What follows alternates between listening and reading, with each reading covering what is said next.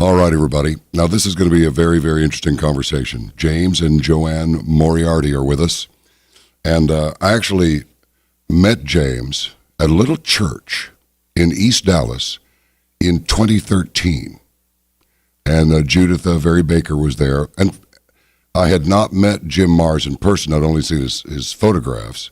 And James was wearing a hat. And I was convinced he was Jim Mars. Then as time went by, I went, that's not Jim Mars. Can't be Jim Mars. So we spoke.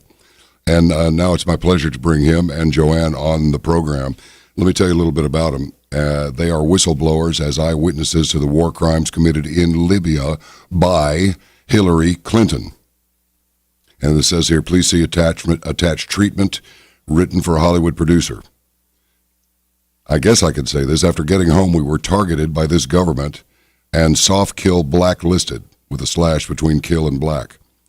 We are the official spokespersons for the tribes of Libya and have given actionable intelligence on the ground in Libya to the DIA, whose agent, Eric Maddox, was in our home many times. We've also had CIA and FBI in our home. CIA was brought into our home by Glenn Beck's production company, The Blaze. The CIA lady told us if we did not shut up about Libya, we would have no life, and at that point, they went public. They brought back from Libya 2 gigabytes of proof of the war crimes committed by Clinton and her NATO partners. They have proof that the Libyan war was started by a lie and was indeed a false flag. And they also know that Clinton and Obama have been supplying the terrorists in Libya with arms, money, and mercenaries since 2011. They stay in touch daily with the tribes of Libya. And so we're going to talk about NATO and Clinton's war crimes in Libya, the truth of the Libyan war, the truth about what happened to Chris Stevens, the truth about who's keeping Libya full of radical Islamic mercenaries, who is arming and funding them as official spokespersons for the tribes of Libya, who represent all the Libyan people. Joanne and James, welcome to Caravan to Midnight. Good to have you with us. Thank you. It's our pleasure to be with you. Thank you so much. You know, I want to say something else. I always do this. I do it to myself. I do it to other people because I want to know what I'm getting into. So I checked the net, and I can't find anything that suggests that you are not the real deal. I just wanted you to know that. Thank you. Well, first of all, we're not media people. We're pretty good racehorses in the business world, used to be. And we had a very, very successful business in Libya. We've got a proprietary product that rejuvenates oil wells and cleans up pipelines and sludge pits and chicken fat. It's a great product. We've had tremendous success with it.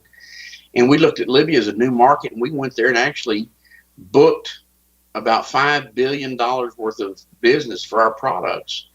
And we moved all our production facilities from China to Libya, marketing and production, because we were so successful there.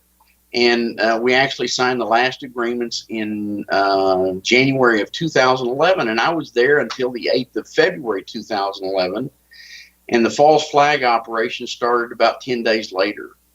And we'd been all over Libya, and of course we were interested in seeing that conflict stop as soon as possible because we had just restarted our business there. And in April, I think it was, we were invited to go over and head an NGO fact-finding commission by a worldwide group of with over 1 billion members, the Youth for Peace. We agreed to do that because if anything we heard that was true that was going on in Libya, then we had made a commitment to move everything there, and it wasn't good. So we agreed to go as long as we were given unlimited access to any place we wanted to go. And we went over there the first time for 5 days. They asked us to stay and come back. We returned, and we were there trapped in Tripoli for over 100 days. We couldn't get back out. And during that period of time, we traveled. We saw all the war crimes being committed, and we kept trying to contact people here in the United States, our government officials and everything, tell them how wrong-footed they were, because the U.S. was actually supplying and arming and funding Muslim Brotherhood, Ansar al-Sharia, Al-Qaeda, all the bad guys. And in fact, other media from England were interviewing the rebels, if you would, and they were admitting that the week before they'd been in Afghanistan fighting the U.S., and now they were being funded by the U.S. in Libya. It was really a conflicted thing. We couldn't understand what was going on. 250,000 mercenaries were brought in to take over that country because the people in that country were happy. They didn't want a revolution. They didn't want to throw their government out. There were some discontented people, maybe about 6%. Most of those were radical Islamists, and they lived in exile. Most of them, some of them were in jail in Libya. Those are the Libyans that Hillary Clinton joined hands with and brought in the mercenaries to back them to take over that country. Now, to let your audience know about Libya, the people there were happy. They had the highest per capita salary in Africa at $15,800 a year. That's higher than India, higher than China. When you got married, you received a gift from the government of $46,000. Your first car cost you half a dealer invoice. Your home, and the government was building 620,000 new condominiums in Libya at that time. They were about 2,000 square foot to 2,700 square foot. Cost you 10% of your salary for 20 years, and it was yours. Gasoline was 44 cents a gallon. Your hospitalization was paid. And if you could not get the treatment you needed in Libya, if you go anywhere in the world to get treatment, the government not only paid your medical expenses, but paid for your travel and expenses and a family member to go with you. Education was fully paid. Again, if your brain was good enough and you wanted to study outside of Libya, they paid all your expenses and a stipend to live on. We knew a young man was getting his doctorate in England. He had a wife and 4 kids. His stipend was about 4,500 pounds a month. That was about $7,500 a month at that time. And nobody had any debt. The government had no debt. Libya had $241 billion in cash and cash equivalents in the Federal Reserve System. They had 150 billion euros. In the Euroclear system, they had about $38 billion in cash. In Libya, they had 179 tons of gold, 2,000 tons of silver, et cetera, et cetera, et cetera. And the government used about 49%, I think it was, of their oil income to pay the government expenses. The rest of it was plowed back in to benefit the people. That was Libya. That's not what we heard. Everybody here heard something different. The other thing that people don't know is that when Libya had its bloodless coup, when Gaddafi was put in charge at 1969, when they threw the Italians out, the Libyan average salary was 60 dinar a year, which is nothing. And Gaddafi came in and gave the land to the people that had been working it basically as slaves for the Italians. First time in the history of Libya, the Libyans got to own their own land. And from that time, when Libya in 1969 was the poorest, least developed country in Africa, between 1969 and when they threw Gaddafi out, well, actually he stepped down in 2006 when they signed the treaty with the United States to drop the embargo against him. That's when he actually stepped down. That was one of the requirements of the treaty. Yeah. Libya became the most developed country and the highest paid, and it had the best record for everything. They were ranked number 1 in the world for prenatal and natal care. You know, these are things that nobody heard about. And when we went to Libya, the first trip in there was in January of 2007, shortly after the treaty was signed. And I made Joanne take a bushel basket full of headscarves and stuff because we didn't know what we were going to get into. And we had 4 great big gorillas as security people for us. And after 2 days, I sent the security people home. We were safer walking on the streets of Tripoli than we were in Houston. And Joanne didn't need her headscarves. You didn't see women running around in beekeeper outfits. We found out that Gaddafi didn't even like the women to cover themselves. That was a fashion statement for them, but they did not wear the hijab that covered their faces and everything, you know. Well, Gaddafi hated radical Islam. He threw them all out of the country, and the women there in Libya were emancipated in the 70s by Gaddafi. They were doctors, lawyers, entrepreneurs, mothers, whatever they wanted to be. They were in the military. Most of Gaddafi's guards were women. So women were free there. They actually had maybe some more freedoms than we have here, I would say. They were really free in Libya and supported there to be free. The government had food warehouses all over the country, and if you had made a bad business deal or whatever and you didn't have any money, you could go to any of those government warehouses without any ID or anything, and they would give you 50 kilos of rice and 50 kilos of flour and cheese and milk powder and enough money to have an animal slaughtered for your family. You could go back the next day. At their Christmas time, every person in Libya got a $500 or 500 dinar gift from the government. You got a gift at your birthday. People had a really good life. Nobody had any debt. In fact, the first time we went in there were no international banks. We planned to stay 3 or 4 days because we had business to do with the petroleum ministry in Egypt. And we were asked to stay longer because they were really interested in our product and our technology. And we stayed an extra 10 days. Since they had no banking of any kind, we had to get some additional cash. And their international bank at the time was Western Union. And we really liked that because that meant that the Zionist bankers, the bank robbers, the banksters, were not in Libya. So we looked at that as a real positive thing. Now, having said all that, that gives you the background of why we were in Libya and what we did. We were back there 17 times. We were there 30 days to 3 months at a time. We were all over Libya and got to know the people and the country real well. And it was a pleasant place to go and do business, not like what we'd heard. So when we were asked to go for that NGO, we agreed to do it. Of course, our business was primarily the intent. After that, when we saw the atrocities that were taking place, we had no choice but to try to get the word out and let the people of the world know what was really going on in Libya. UN and NATO affected 60,000 bombing sorties from March of 2011 until end of October 2011. That's more bombing raids than World War II combined. And all the bombs and all the weapons used were depleted uranium. And depleted uranium taints the land for 50,000 years. When we went into Libya, as we said, they were ranked number 1 for prenatal and natal care.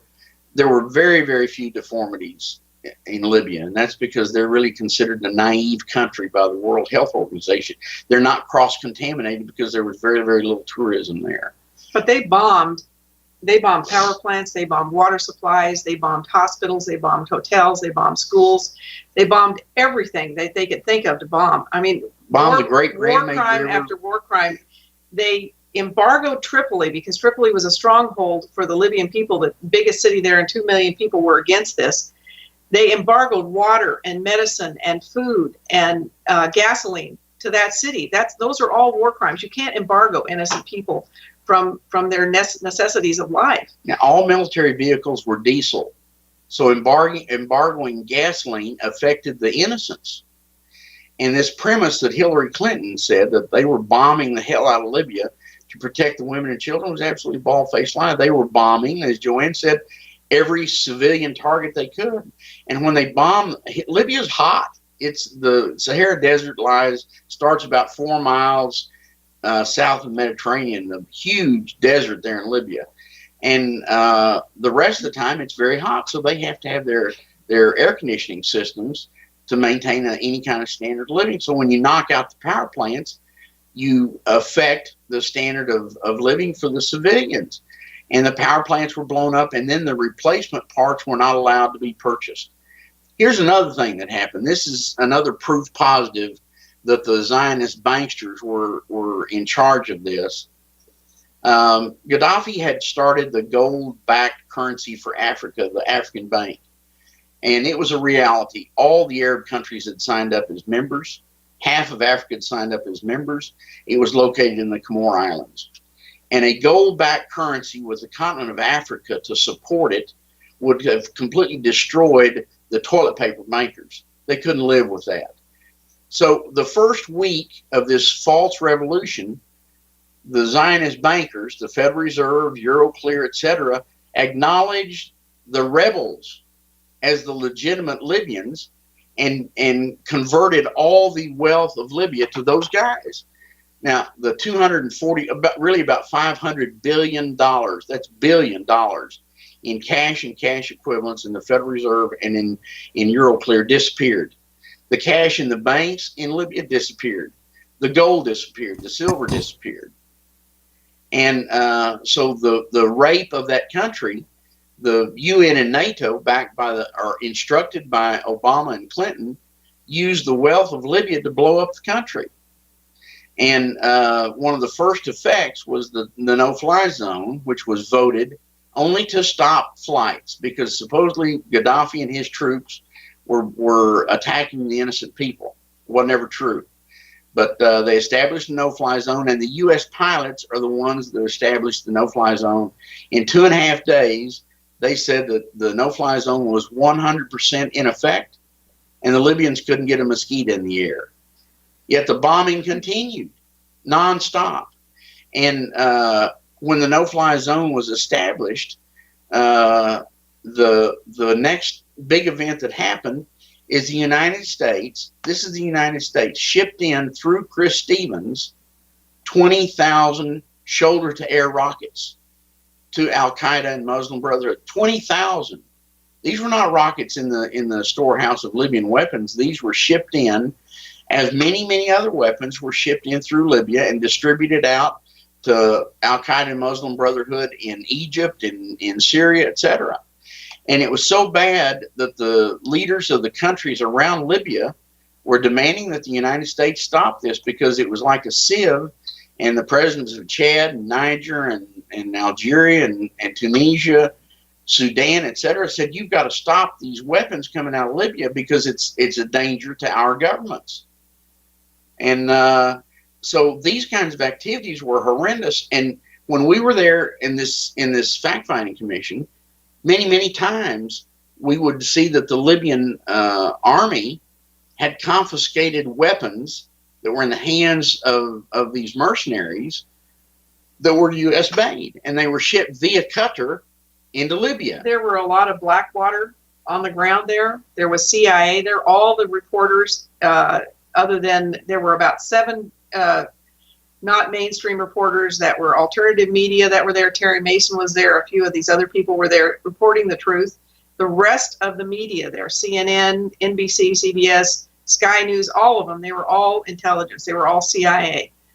And that we have proof of because when the Rixos Hotel was held locked down and the people were held there for 5 days at the end when NATO came in and blew up Libya, when they attacked Tripoli, when they brought their black helicopters in and mowed people down in the streets, 1,500 they killed in 1 hour, and 5,000 they wounded. We watched them do that because they couldn't break Tripoli. Then they brought in all their mercenaries in the big ship from Benghazi, and they brought in all their mercenaries in their little Toyota trucks with the big anti-aircraft weapons on the back. But when all this was going on, in that Rixos Hotel, they were being held hostage because the Libyan people were so angry at the lies of the media that had destroyed their country. They wanted to kill them all. So they were being held there. The 7 people that were reporting the truth had to stay together because the CNN lady went up to Terry Mason, and we know this because we know him very well, and he told us when he got out, and she told him, she said, if I catch you alone, I'm going to cut your heart out and eat it. And he said, she told me that right to my face. So they were all CIA, whatever intelligence agency you want to pick or whatever country you want to pick, they were all working for the bankers, for the banksters. They were all kept in the Rixos Hotel because the Libyan government knew that they were all bent. And we were in the coffee shop, real nice coffee shop one day, and we're sitting with our backs to one of the reporters. And one of the security people was in front of us, and we were asking him about these attacks that had been made on hotels and everything because they were pinpoint attacks. And we were listening to this person behind us. They had just been to one of the military camps, one of the Libyan army camps, and they were giving on their cell phone latitude and longitude coordinates to somebody, NATO. And I asked the doctor there, I said, do you hear this? And he said, yes. He said, we're real open. And he said, we trust in our God, and we know the truth, and our God will save us.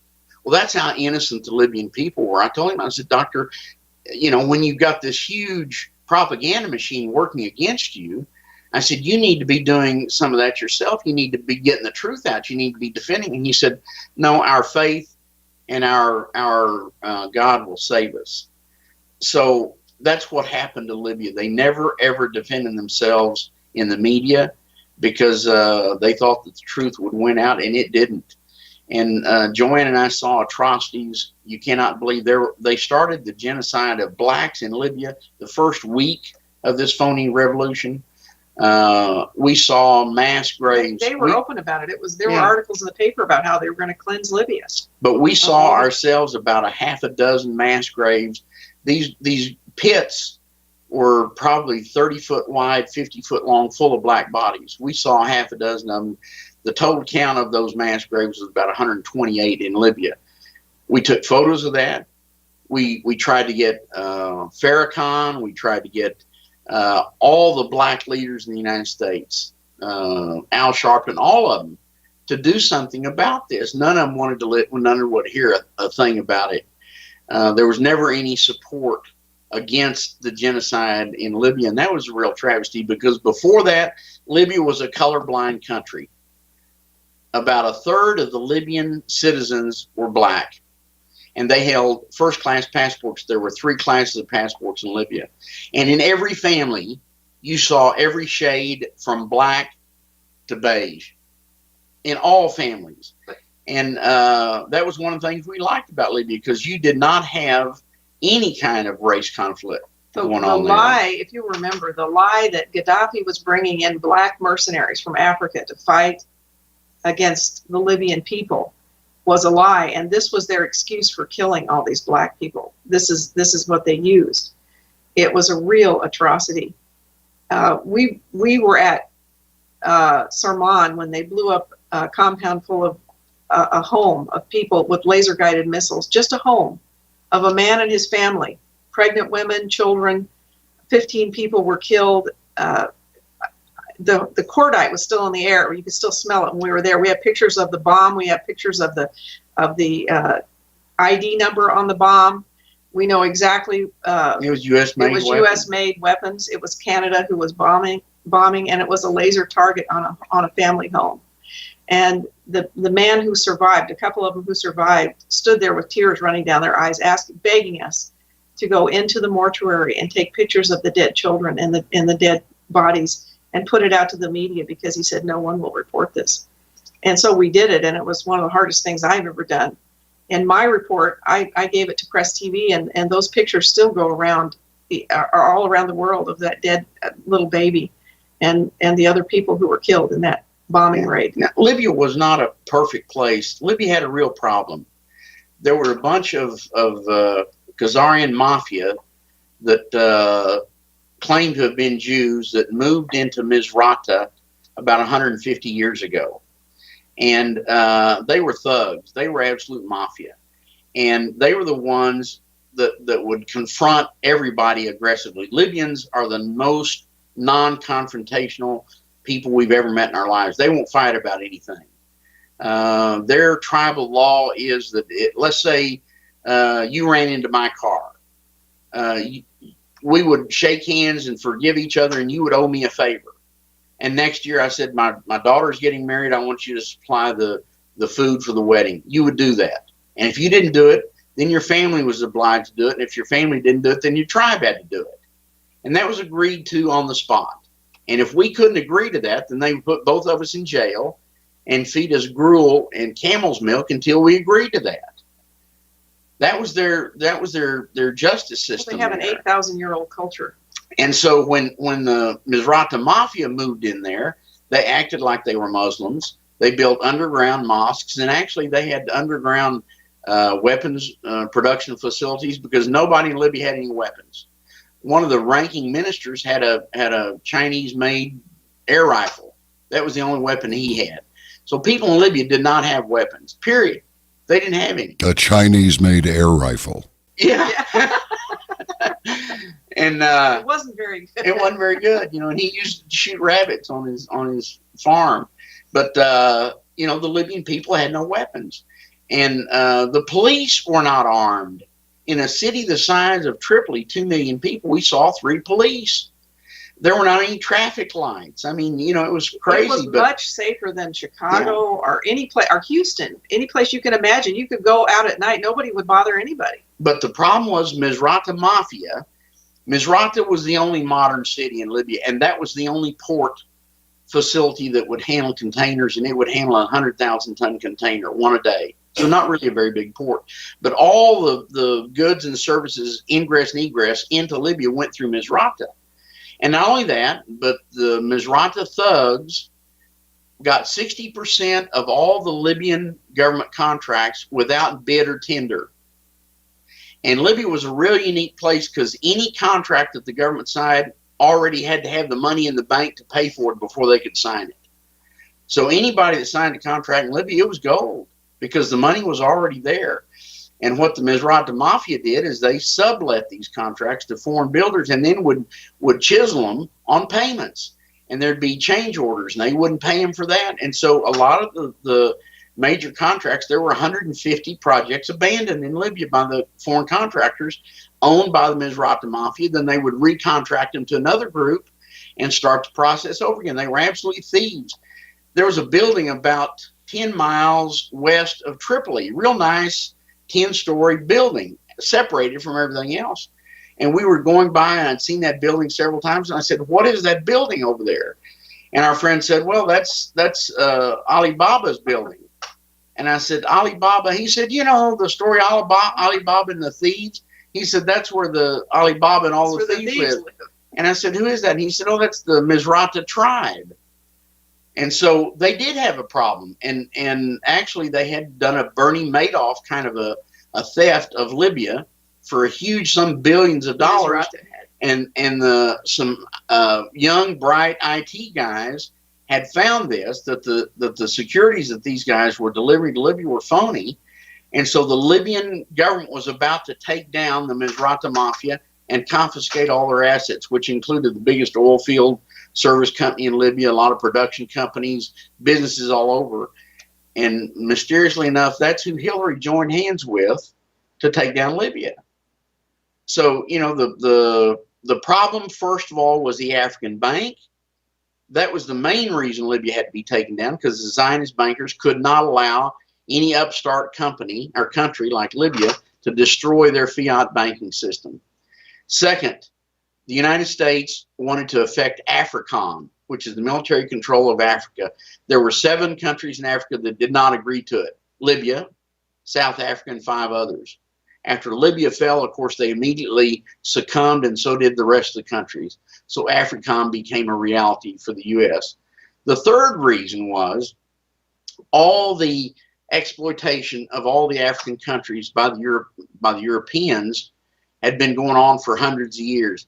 Every treaty that was ever signed with any country in Africa was never honored. There were never any payments made. There were bribes made to officials, but the treaties were not honored.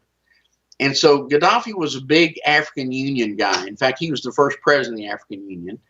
And so after he retired or resigned as the leader of Libya, he formed a coalition and had started an action against all the European countries for the failed treaty agreements in Africa. And the lawsuit was up to about $7 trillion. It had been presented to World Court, and the attorney said that lawsuit had legs. In other words, it had a very high probability of winning. And of course, England and France and Italy, none of these guys had any money anyhow, so they could not afford to be obligated for $7 trillion. So this is another reason why they joined hands with Hillary, and Hillary is called the butcher of Libya by the Libyan people. So these other countries joined hands with her, and they didn't do it willingly. When Tripoli had been invaded by the mercenaries, our hotel, which was the Corinthia Hotel, real nice 6-star hotel, a few of the ambassadors moved to that hotel because that's the only hotel that had enough food stocks and power plants and everything to keep operating. And one of them was the plenipotentiary ambassador from South Africa. His name was H.E. Dangor. And we had tea with him a couple of times. And one day Joanne asked him, she said, "Why in the world did South Africa join hands against Gaddafi? You all had such good working relationships." He said, "We had no choice." He said, "Your Secretary of State showed up in our country and said if we didn't join hands with her against Libya, that we would have rebels in our backyard." he said it was like the woman had a closet full of rebels she could drop down any place. Well, she did have. That was these Al Qaeda and Muslim Brotherhood mercenaries that she could put any place she needed to. Fomenting revolutions has been a long history for them to destabilize countries in the world, for the cabal, Zionists, whatever you want to call them. You remember we'd had a long time friendly working relationship with Egypt. After Nasser fell, the next government there was friendly to the United States. Mubarak had been a real good friend of the U.S. forever. And he was overthrown, and put in his place was Muslim Brotherhood, a guy named Morsi. Morsi and Morsi's wife were 30-year friends of the Clintons and best friends with Barack Obama. So they installed next door to Libya the Muslim Brotherhood. And incidentally, while Morsi was there, Obama gave Morsi $8 billion to buy half the Sinai Peninsula so the Muslim Brotherhood would have a homeland. Those documents were found in his safe after he was overthrown by a popular uprising of the people of Egypt. Hillary Clinton also gave leaders of Muslim Brotherhood through her embassy in Egypt during the time she was Secretary of State anywhere from $300,000 to $800,000 in cash to Muslim Brotherhood leaders. And there's proof of that reported by Dr. Jerome Corsi with the document we gave him where these leaders of the Muslim Brotherhood, the Islamic terrorist group Muslim Brotherhood, came in and signed for the money in the U.S. Embassy. And that was also found in Morsi's safe and was leaked out by the tribes to us. Those men were tried for treason in Egypt for taking money from a foreign country, and most of them are sentenced to death now. 5 of them sentenced to death, the rest of them life in prison without parole. But how does the State Department explain, and how does Hillary Clinton explain? Because no one has ever asked her giving cash to Muslim Brotherhood. $850,000 is a hell of a lot of money, and the reason our information is credible is that, as I said, we're not really political activists or anything. We became friendly with the tribes because we actually ended up signing contracts with them in Libya. We got to know all of them real well, and we treated them with respect. And well, let me explain something. In Libya, everybody's a member of a tribe. The tribes go back 8,000 years, and most people identify each other by what tribe they're in. They know. Foreigners don't have a clue who's in what tribe.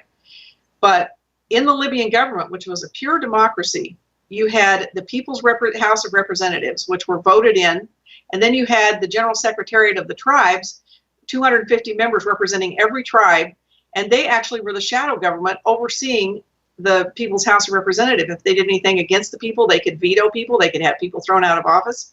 So they had two houses, and they had a direct democracy, or a republic, if you will. They had a direct one because the people in anybody's tribe could go to their tribal leaders, who they knew very well, and complain if something was wrong. And those tribal leaders could take it to the General Secretariat, who could take it to the government or do something themselves with it. And it's always been that way in Libya. So now they have no government. They have a failed state.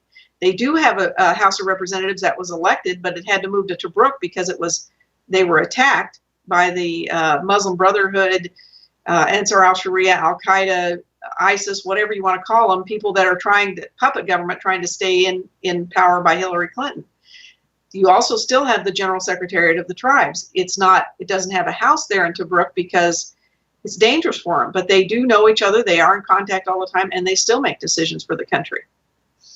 The tribes they asked us if we would please help them get the information about what was going on. And Dr. Jerome Corsi has written more than 40 articles on WorldNet Daily based on information we provided him. Many of the documents that have been provided to us have been read into the congressional records, and the information, before the tribes ever release anything to us, they always verify it 3 ways from Christmas. And so the information they provide us is always perfect, and we've had no fear at all about putting that forward because it's always been validated as being completely accurate. And to confirm how accurate it is, after we got back we were trapped in Libya, captured by Al Qaeda. 3 miracles got us out of there, and that's a whole story in itself. But when we got back to the United States, we did not realize it, but we had been soft killed and blacklisted. Within a few months, our bank accounts were taken, our credit facilities were killed. All our business partners would no longer talk to us. We were alienated, isolated, etc., and we didn't know why. But in 2011, no, not 2011, yeah, 2012 or 13, we cornered Pete Sessions. It was actually 2013. It was actually Regina Imburgia that was a stalwart in helping us, and we cornered him at an event one night. It was a rainy night, not many people showed up, and Regina was like a bite and choke. She stayed after him until he agreed to talk to us. And so he sat down with us after he heard our story. He said, okay, I want to write this down. He took the next hour and a half writing down every detail that we gave him. First he called Eric Maddox. He said, do you have the number of somebody who was in your home? And I said, yes, I do. And he said, would you call him, please? And so I called him, and I said, he said, tell him that I'm going to call him in 15 minutes. So I told him that Pete Sessions would he answered the phone. I said, Congressman Pete Sessions would like to speak to you. He's going to call you in 15 minutes. And actually, Pete spoke to him and gave him his phone number. He said, you can check me out. Apparently, that's the way intelligence agencies do. He checked out to make sure it was Congressman Pete Sessions. And then he called back in 15 minutes. And so Pete went outside and talked to him. And he came back for about 20 minutes. He came back in and he said, okay, he's real. You're real. We need to talk. And so we sat there with him for, 2 hours? And fed him all he the wrote down information. everything. He wrote down the names of the people. I'll be back to you in 10 days. And he was good to his word. He called us back. He said he had called in the head of the Defense Intelligence Agency. He said who is the top of the pecking order in intelligence agencies in this country. And he said the director was not happy coming to my office. General Flynn said people would come to my office. I don't go to theirs. But Pete Sessions is head of the Rules Committee, so he's a real ranking guy in Congress.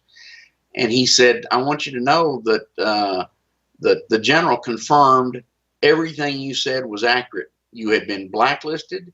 You had been soft killed. You'd been alienated. They had ruined your business. He said they confirmed everything you said was completely accurate. And he said, then in addition to that, the general said, but the surprising thing is those 2 people can sit in the Woodlands, Texas, pick up their phone and call anywhere in North Africa and get actionable intelligence. Those people have gotten inside the tribes like no Western or foreign intelligence service has ever been able to do. He said, we don't know how they did it. But he also Pete said, then why have you made these 2 people? Why are you beating them up? Why didn't you make them your best friends? And of course, he had no legitimate answer for that. So we've been confirmed to be 100% accurate. It was Obama who was stopping him from doing doing his job. That's why General Flynn quit. But he was only there 2 years. Yeah. He also confirmed that all of our intelligence, he said all the intelligence they brought forward, every single piece of it is 100% correct. So we know that the tribes vet everything before they give it to us. And they're on the ground everywhere. They're close to the tribes of Egypt. They're close to the tribes of Tunisia. They're close to the tribes of Iraq, the tribes of Saudi Arabia. In fact, we met the tribes of Saudi Arabia when we were there in 2011, who came in to support the tribes of Libya in their. They're trying to get their country back. It's not a game with them, you know. And well, tell them what happened to us there when we were there. Okay, when we were trapped in Tripoli, could not get out. There was of course, no fly zone, so you couldn't fly in and out. So we had to go to the Tunisian border and come in by bus or car, whatever, into Tripoli, and that's a long drive. We had no sooner gotten into Tripoli than they started bombing and fighting on that road. Going the other way, east, took you to Benghazi, where all the mercenaries were being brought in constantly into through the east side. They were bringing them in through Egypt, etc. And so we were trapped inside of Tripoli, and really, except for the bombing, we didn't see much hand-to-hand fighting in Tripoli. It was, you could hear the bombs, but, well, that's a lie. A hotel 2 blocks from us got blown up. They used the bombs as a terror. Yeah. They terrorized people. There were miscarriages every night, a huge amount of miscarriages. People dropped dead of heart attacks. Young people died of heart attacks from fear. They started bombing at 2 o'clock and went till 6 every night. Can we get back to against international law? All these are war crimes. But in the end, after it was announced that the tribes of Libya had developed a new constitution to be voted on by every Libyan, including the bad guys. And we were sitting with Sheikh Ali, who was the supreme leader of all the tribes, one day in the hotel, and the new document was delivered to him. Security. And he said, this is a new constitution. It's going to be voted on by everybody. And he said, this is what's been demanded by the U.S., UN, and NATO, that there be a constitution. So they had the constitution. Of course, you have to appreciate the fact that what the U.S. meant by having a new constitution was the ability for the U.S. to put in a puppet government in there. They didn't really want a constitution. They didn't want any democracy. They wanted a failed state that they owned. So here was this constitution. It was ready to be published. And of course, the invasion of Tripoli started the next day or 2 days later. And in the Corinthia Hotel, it sits right on the Mediterranean, and the port is less than a mile away. And from the 21st floor, we could see the port, and we could see a nonstop stream of these little Toyota pickup trucks with anti-aircraft guns mounted on them, flowing in nonstop all day. And they brought in, I don't know how many mercenaries they did, but the war for Tripoli lasted many days. And then in the end, when the Tripoli people were still resilient, off of the Mediterranean came in 3 Black Hawk helicopters with their guns blaring. We could see 2 of them. We could hear the 3rd one. They came in low off the Mediterranean and mowed down every man, woman, child. Those cannons have a very distinctive sound. There are many cannons. And they were killing everybody. They killed, how many people was it? 1,300 in the first hour. 13 or 1,500. Wounded 5,000 and killed 1,300 in the first hour. And this went on for a long time, and they mowed down everybody in the streets in Tripoli. And then NATO just handed Tripoli to these mercenaries. They went into stores and stole stuff. They went into people's houses. They raped women. They did whatever they want. They just handed the city to them. And there was an effort made to take the remaining ambassadors and stuff to get them evacuated out of Tripoli. And we had made appeals to the U.S. government to try to help us. We never got a response ever. But the Prime Minister of Malta sent a rescue ship in, and the Russian ambassador, a guy named Maxim Maximov, we'd met him. He had actually come to our hotel to try to get contemporary information about what was going on, because he said the media is telling one story, and he said our people here are telling something else. And when we went to the Libyan government, they said, if you want to get the real information about what's going on, go talk to those 2 Americans in the Corinthia Hotel.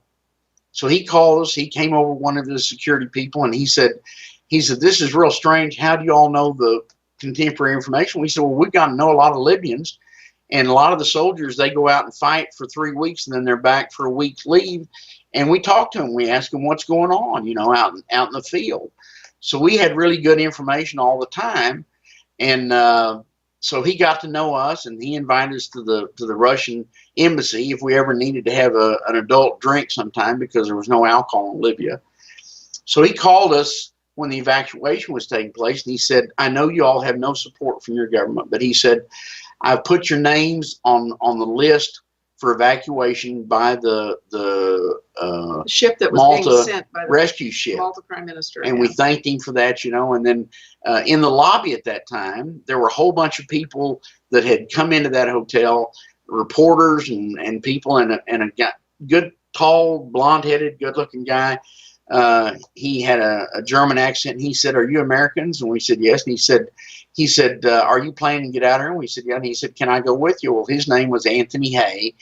He was the FIFA coach for the Libyan soccer team. He was from Germany.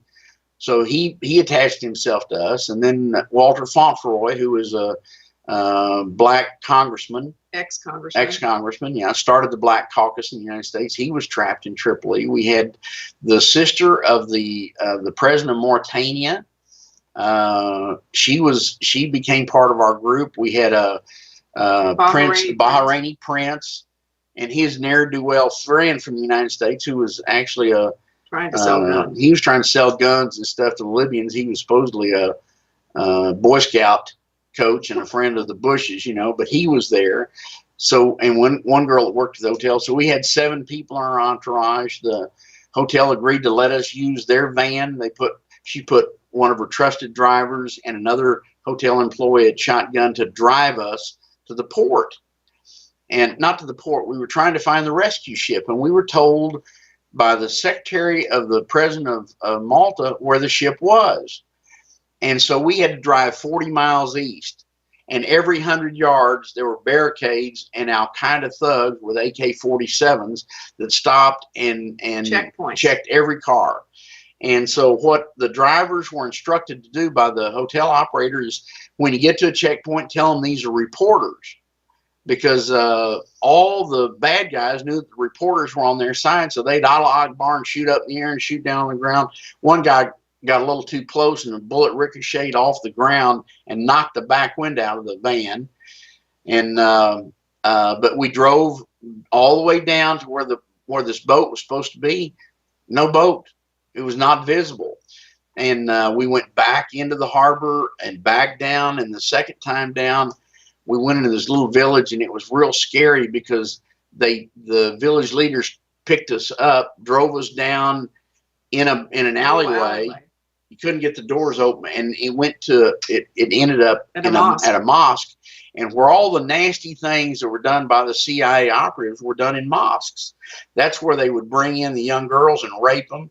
They'd bring in the men, they chop them up, cook them sometimes. They would introduce young men to alcohol and drugs and everything and Viagra, and then they'd send them back out to do their nasty work. And so when we pulled up this mosque, we thought this is the end of it, you know. But they were very, very nice people. They were actual Libyan really people. Nice people. They were not the mercenaries. And they took us back to where this boat was supposed to be. And we went back there. It was kind of a fishing club. And we went back there, and there was no boat. We're talking on a ship-to-shore phone. We had a satellite phone. To the Malta one of the guys with secretary, and she was telling us where the boat was. Well, it was 100 yards from us. What they forgot to tell us, it was two tugboats with their lights out, because when the ship had tried to come into the Tripoli port, it was fired on by the mercenaries, and it had to go back out. It was moored 3 miles out away from Tripoli, and so there was two tugboats there ready to take us out, but they had their lights off because they were in fear. So we went all the way back into the harbor, into the port a second time, and that second time we pulled in there, and we were held in there over an hour. And in the end, all these little trucks came boiling in there. All these young men jumped out of the trucks. We all had AK-47s all over, pointed at us, 30 or 40 of them. And the old guy, real hard-looking case, he had a list with our names on it. He said, we know who you are. Your game's up.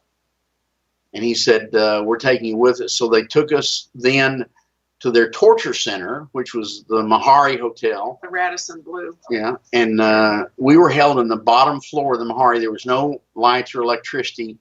They only had the emergency system working, and they had the elevators working. And while we were there a long, long time, they would drag in these wounded soldiers, put them on the elevator, take them up to the mezzanine floor, and they were torturing them up there. We heard them. We heard the most ungodly noises coming out of those men. Later on, there were 68 dead bodies found in there, but they kept us there forever. And as the night went on into the next day, people would come in, and then they would parade in front of us, and we were some prizes for them, And finally, after a long time, this big, fat, tall, bald imam came in wearing a dress, And he came in, he looked down his nose at all of us. And we don't know what he said. He said in Arabic something to one of his aides.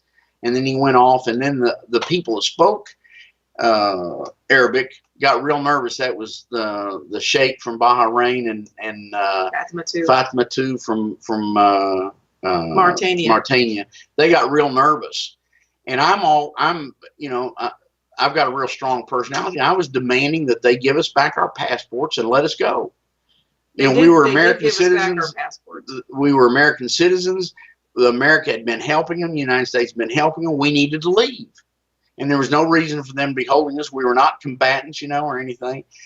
And they finally agreed to let us go. But about that time, a young man from the Corinthia Hotel came over and sent the other driver and associate driver back.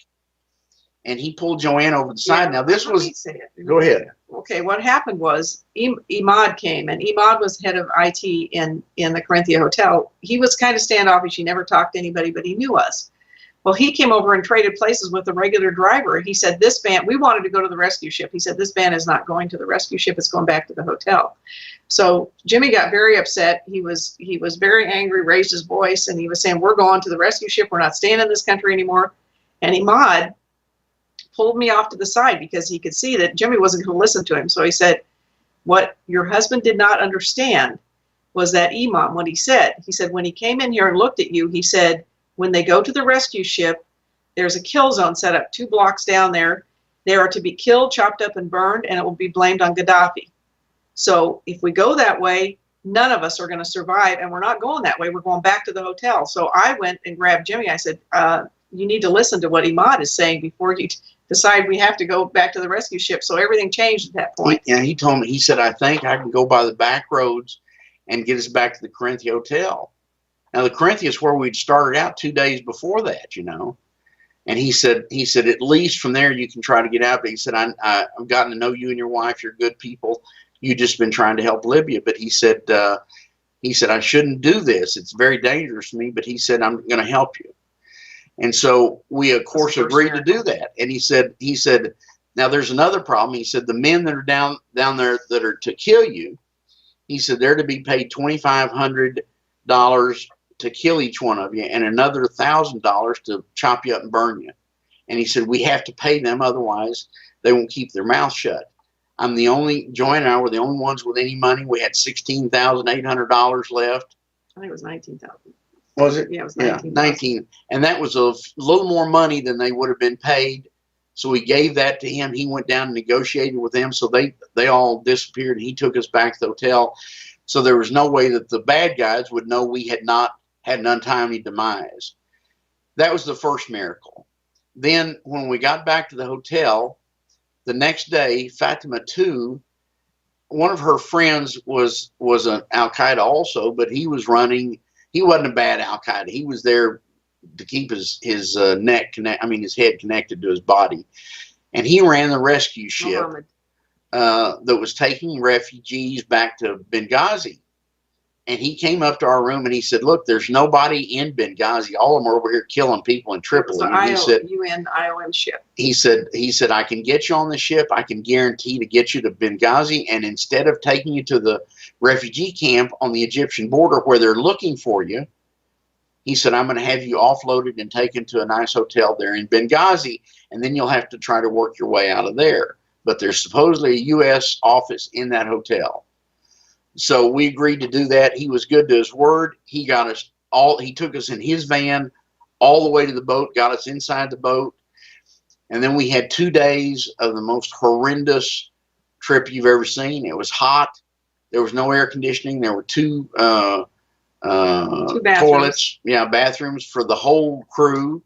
People were seasick. There was no food. They had out-of-date juice that when you drank it, you immediately were doing the green apple quick step. They had moldy bread.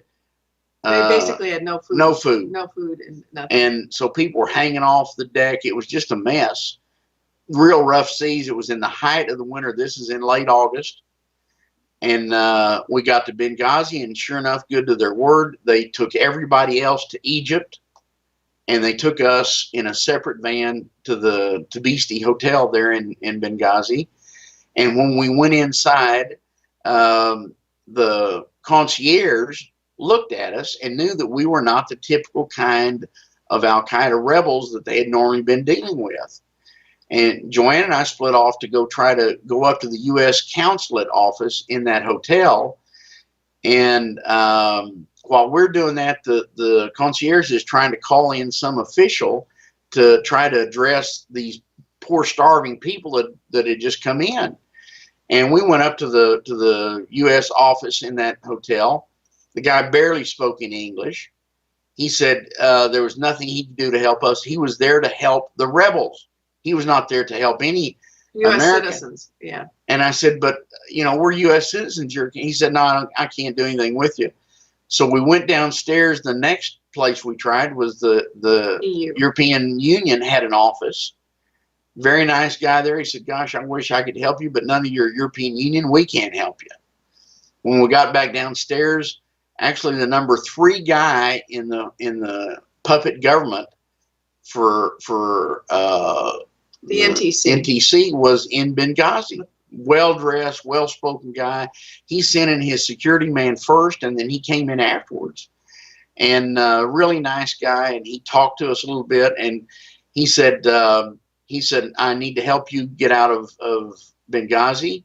He said, it's Ramadan. I must go break the fast with my family. But he said, I'm going to invite you to the buffet here in the hotel that will start after the sun goes down. And he said, then I'm going to leave my security man here to take you back to try to get you on the plane tonight to go to Tunisia. And so the reason we weren't caught was because there was no communication between Tripoli and Benghazi. Because of the war going on in Tripoli, all the communications were down. We were on a list to be captured, but because they were looking for us at the they were looking for camp us on the border. Yeah, they were going to take us to the camp, but we never got there because the UN guys helped us to stay in Benghazi. So we had our first meal in 4 days. That day in the hotel, his security man was with us. He said it would mainly be wounded soldiers. It wasn't. It was mainly on the plane. On the plane. It was an old raggedy ass, worn out 727. When you look down between your feet, you could see daylight. The thing rattled and rolled. Well, there was no lights on the runway. There was nothing. We waited till 2 in the morning before the plane took off. And then we just all walked out there and got on it and just took off in the dark. And he said no lights because they have to fly low. They don't want to get shot down. That's what the captain or whoever's flying the plane. And there were 3 or 4 guys, really buff looking guys, that were sitting up ahead of us, and the Bahraini prince, he said, those guys are Qatar. From Qatar. And Soldiers. he said they're not top rank, they're middle rank, they're like majors and stuff like that. He said, I can tell from their accent. And when we landed in Tunisia, the first thing that came out of the chute were these metal framed, real heavy metal framed, big caster, Like footlockers. Yeah. Except just the frame, Yeah. the base. And they set those things down. And then the next thing that came out was a reinforced metal box, like a footlocker, that was about 2 foot by 18 inches by 18 inches. It took 4 of them to lift it off and put it on this roller. And then the next one that came down the chute had a hole inside of it where it looked like a forklift had driven into it to try to lift it up. And when they went to take it off the belt, they tipped it sideways, and some gold buttons fell out. Well, obviously what they had done, they melted down the gold bars and poured them into a cupola, the little cup, and made these gold buttons so they would lose all the hallmarking on the gold. So these 4 guys had these 2 boxes full of precious metal that they were taking back to Qatar. So that was probably their payoff. Qatar, yeah. We were witness to a lot of things, that was really unusual. But, those 3 miracles really, there's no way that Al-Qaeda will ever help anybody, because you look cross-eyed at any of them, they slit your throat, you're gone. And so for 3 Al-Qaeda people to actually help us was a real act of God. And when we got to Tunisia, U.S. government absolutely would not help us at all. They wouldn't help us arrange flight back to the United States unless somebody over here put forward about $5,000 to $10,000 a piece to try to get us back. And anyhow, we got back to Houston. When we arrived at Houston, you were taken. Jimmy was taken by the FBI for 3 hours, but I had all the information on me on a hard drive that I had. 200 gigabytes. Yeah, I had it secreted on me, and they never looked at me. The Al-Qaeda never searched me there either. They don't like to touch women. So when I got back, I was down in the baggage department waiting for him while he was being interrogated by the FBI for 3 hours. And the CIA lady that came into our house said we were targeted there. That's where they tagged us. Now, when we finally got back to Houston, we of course were trying to restart our business because everything in Libya was lost. We lost $200 million worth of equipment. All the money in the bank was taken. All our feedstocks were gone. So we basically had to start our business over, but we'd been phenomenally successful. So that should have been no problem, except for the intervention of the bad guys. And we couldn't get anything started. So we were selling off our property, sold off our car collection, antique car collection, selling off everything, giving stipends to our scientists and engineers because it wasn't their fault that we went to Libya, because obviously we would start our business over. It didn't happen, and it didn't happen, and we couldn't figure out why. And in the meantime, the Libyans start sending us information, and Joanne is calling every single politician in Washington, D.C., all the Texas politicians, Oklahoma, everybody we could try to let them know how wrong-footed we were in Libya. And nobody wanted to listen to us. And finally, Joanne was successful in getting through to Michelle Bachmann's aide. Tara Dahl. Tara Dahl was her name, and she turned out to be CIA, but we didn't know it at the time. And after we talked to her, things started to hot up. She introduced us to a man that worked for the FBI, Tim Hunt. He was on loan to the FBI Terrorist Task Force Group. And he was actually a detective from the Oakland area. Yeah, very nice man. And he said, "You haven't been debriefed." I said, "Why would I need to be debriefed?" He said, "Because you were held by Al-Qaeda. Everybody has to be debriefed that's been held by Al-Qaeda." He said, "I need to call the DIA." And that's how Eric Maddox, who identified himself as Kevin Davis, which was his phony name, when he came into our house. And he was very nice to us. Eric came to our house a number of times. He gave us a test that was written by the DIA to see if we really knew the tribes, 11 questions for the tribes, and they answered them in 24 hours. They were shocked. They thought it would take us weeks to get it. They also gave them a map of where all the tribes were in Libya. Nobody can get that information. So they were shocked. After Eric Maddox was in our house a number of times, he brought in some FBI people. He was frustrated because he couldn't get any of the intelligence we were giving to him to move upstream. And he said, "I'm told it goes to the very top and it's being thrown in the trash." Now, what he told us was the agenda in the United States was being set by Muslim Brotherhood. Next, every single document in Arabic was translated by Muslim Brotherhood and then delivered to the U.S. government. Intelligence agencies. And I said, "How can that be?" He said, "Because they're inside at the highest levels in the United States." This was the head interrogator for the DIA told us that. And after some weeks, whenever nothing was happening with the information we're providing him, positive, for example, the tribes gave us the latitude and longitude of a huge new training center that the CIA had built in the Derna area. And they were bringing in recruits from all over the world and training them there to be psychopathic head choppers. And they had all kinds of weapons training and everything, a huge camp. And it was really secret. Nobody had ever been given that information about that camp except us. And so we passed it on through Eric, and it went upstream to Washington, D.C., and in 2 days, they started evacuating that camp. They were told to sell everything they couldn't take with them, and they were evacuating the entire camp. And the leaders from that camp went all the way across Libya and went into the southern part of the Tunisian border. Algeria. They went into Algeria. They went across the desert. The Libyans had placed inside a couple different tribal members that were colonels in the military, and they were calling from the desert. Every time they stopped, they were given locations where they were. And, it was pretty, even to Eric, when he came back, he was very disappointed. He said, it's a mistake, He said, same thing we did in Iraq. We're doing here. And so when I said, well, if you're not going to do anything, you're damaging the intelligence we're giving. We were giving them where the Al-Qaeda leaders were spending the night. We were giving them latitude and longitude where the weapons stores were, where their underground bunkers were. The Libyan tribes knew that we had been soft killed and blacklisted. They knew all our finances were taken from us. And they told us, they said, the information we're giving you, they pay over here in this area. They pay lots of money for this information. They ask us all the time. They come on the streets, the CIA, all of them, they try to ask us for information for this intel. We don't give it to them, but they offer to pay $25,000, $50,000, whatever we want. They'll pay for the information. So he said, you make them pay you for the information. Of course, we were told, well, they never pay for information. Where do we hear that? So the next thing that happened, with nothing. We have all this information, all this proof on our computer of all these atrocities and how it was started as a false flag. Because one of the people who survived that false flag, we have one of the only interviews with him. So Tara Dahl was making an attempt to get that information through via various channels. And the one she set up the next was a guy named Joe Weasel, who was the head for the Blaze Production company for Glenn Beck. Beck's production company. And she said, they heard about your story, would like to do a 2-hour documentary on you. Would you speak to Joe Weasel? And I said, sure.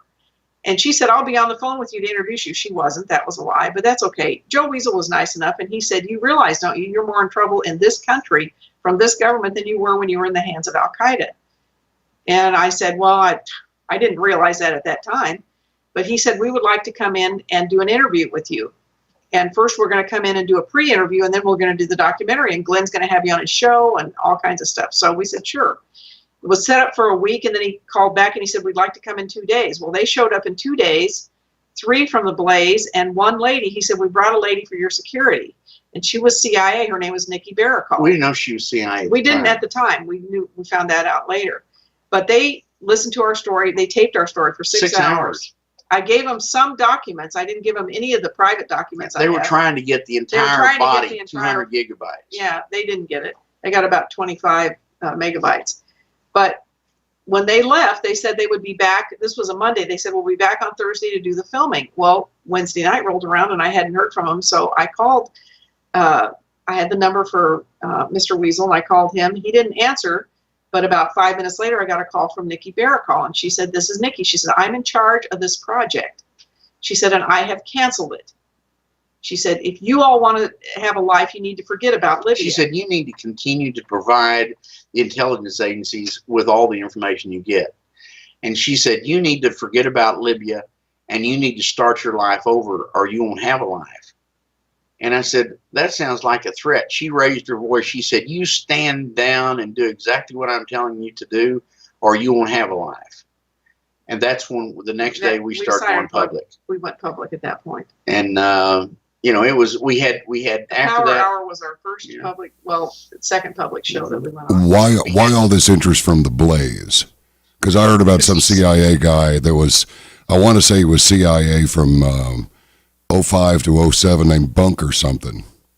Yeah, but he's been compromised. We were told that. Jerome Corsi told us that what he said, he was Dr. Corsi said, be very careful with Glenn Beck. He's been compromised. That's what my sources but what's the big attraction? Why Glenn Beck? I didn't know that he was that high profile.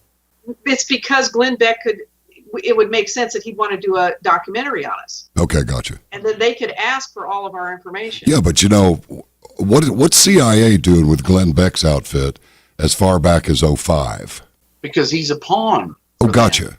I just wanted to hear you say it. Yes, once you get to a certain level of money, I think the CIA comes in and tells you work for us, or we take your money. He'd been compromised. They do that. They compromise everybody. They tried to compromise us. Listen, we became homeless. You can't imagine how devastated you become when all your bank accounts are wiped out.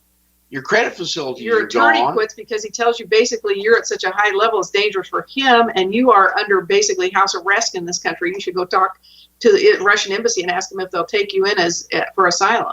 And when you're not having trouble paying bills, and all of a sudden we've done everything we thought was right, and then it's all gone. I mean, all gone. We were barefooted and hungry. We didn't realize what shape we were in, but I mean, we sold the last house we had and rented it. I mean, and with the agreement that we could rent it and leave everything in there. And we were paying a higher rent for it, but that way we didn't have to move our stuff. Within a month of us selling with the rental agreement, the buyer hires a company that manages leases, and they immediately give us a letter that if we're late on the rent past 3 days, then they're having us evicted, and the sheriff will confiscate everything. They'd already had the court order done. That's illegal.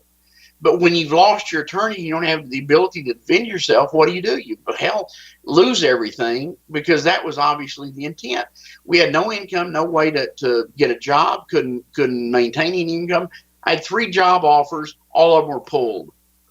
And these were, you just don't know what's happening. You cannot imagine that your own government is going to do this to you. We've been good, God-fearing, tax-paying people. And so this was such a devastating thing that happened to us. The problem is you can't erase your eyewitness, unless you agree to and even if you agree to shut up, they can't. There's no guarantee you will shut up. People always say, well, why don't you just tell them? You just won't say anything. And I said, well, if you were the witness to a mafia crime, and you told the mafia, I'm sorry, I saw that, but I won't tell anybody, you think they'd let you go? Yeah, but besides that, let me tell you, if you see the atrocities that we saw, and you keep your mouth shut, then you're as guilty of the guy pulling the trigger on the bomb. Absolutely. So we just could not do that. Listen, what they did to those young girls, there was no rape by any Libyan men ever. They were done by the mercenaries there or the radicals there, and what they did to those young girls is just beyond imaginable. Some people in Misrata came home and found their young children chopped up and put in their refrigerators when they opened their refrigerator. I mean, they just had. You can't imagine. I don't know who thinks of these horrible things. Like how young are we talking here? 3, 4s. Whoa. 15, 18, all ages. Young girls, 14 years old, taken off the street, raped, and their breasts cut off and written nasty words on the street in Arabic with their breasts. Horrible. You can't even. It's worse than a nightmare. And where are they getting their money to operate from? Or operate on, rather? $500 billion of Libyan money, and it probably went into the Clinton Foundation. These are CIA type activities, and as we've learned since we got our eyes pried open, that these are the same kinds of activities that they're doing in Syria. They did it in the Sudan. They did it in the Ukraine. They've done it in Kosovo. These are the activities. One of the reporters I think it was a Russian reporter that we sat with and talked to. He said, anytime you see a head chopped off or bodies cut up, it's CIA. He said that is a form of psyops that causes fear in people, so they'll do anything you want them to if they see those types of things. Yeah. In Libya, this is after they were invading Tripoli. Right outside our window, we saw one man in a military outfit. There were two of them. They were on one. There was a kind of a retaining wall around the Mediterranean seawall, and they were fighting about 20 or so mercenaries. They jumped over the wall, and one of them started traversing the wall this way, right in front of our hotel, and we could see him. And when he got a couple hundred yards over here, he took off his tunic, pulled out. He had on a white shirt, we thought, underneath. Pulled it out. It was a long dasha, and he put on his cap, dropped his gun. He started walking this way where the Mediterranean kind of curved. He was walking out towards the Mediterranean. When they saw him, they shot him. And then a bunch of them went over there and they started chopping him up. They chopped his head off. They chopped his arm off. They chopped his other arm off, chopped off one leg. And then they were chopping off the other leg, but I guess their big blade had gotten dull and they couldn't do it.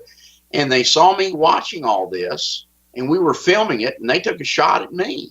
And I've got a picture. The bullet came right here, went through the double pane glass and wedged in the second layer of glass. We were up about 21 stories, and it hit right here. So, they didn't want us doing that, obviously. The next morning, there were a line of how many heads up there? Probably 30 or 40 heads lined up behind this body. They left that body out there. And there were heads lined up all the way along behind him. These kind of things they did, and it was horrendous. Believe me, I mean, it was terrible to see our own helicopters flying in with their mini cannons mowing down everybody in the street. That can't happen. That's not what we are as a people. But Libya is the Achilles heel, I believe, of the banksters, of all of them, because it's the worst war crime they've ever committed openly, because they had an open gambit there. They just had the Libyan people were not able to protect themselves, so they just went in and did whatever. They uncloaked themselves as who the nasty people they are. We've had 4 intelligence agencies threaten to kill us if we didn't shut up. And of course, the thing that we know for a fact is if they take us out today, we're in a better place tomorrow. There's absolutely no question in our mind and our hearts about that. They don't understand that mentality and that level of faith. Can you say which agencies these were? Sure. FBI twice, CIA, and DIA. 2 different divisions of the FBI. And you can look at our website and on our DVD. We've been supporting ourselves with a little DVD we sell.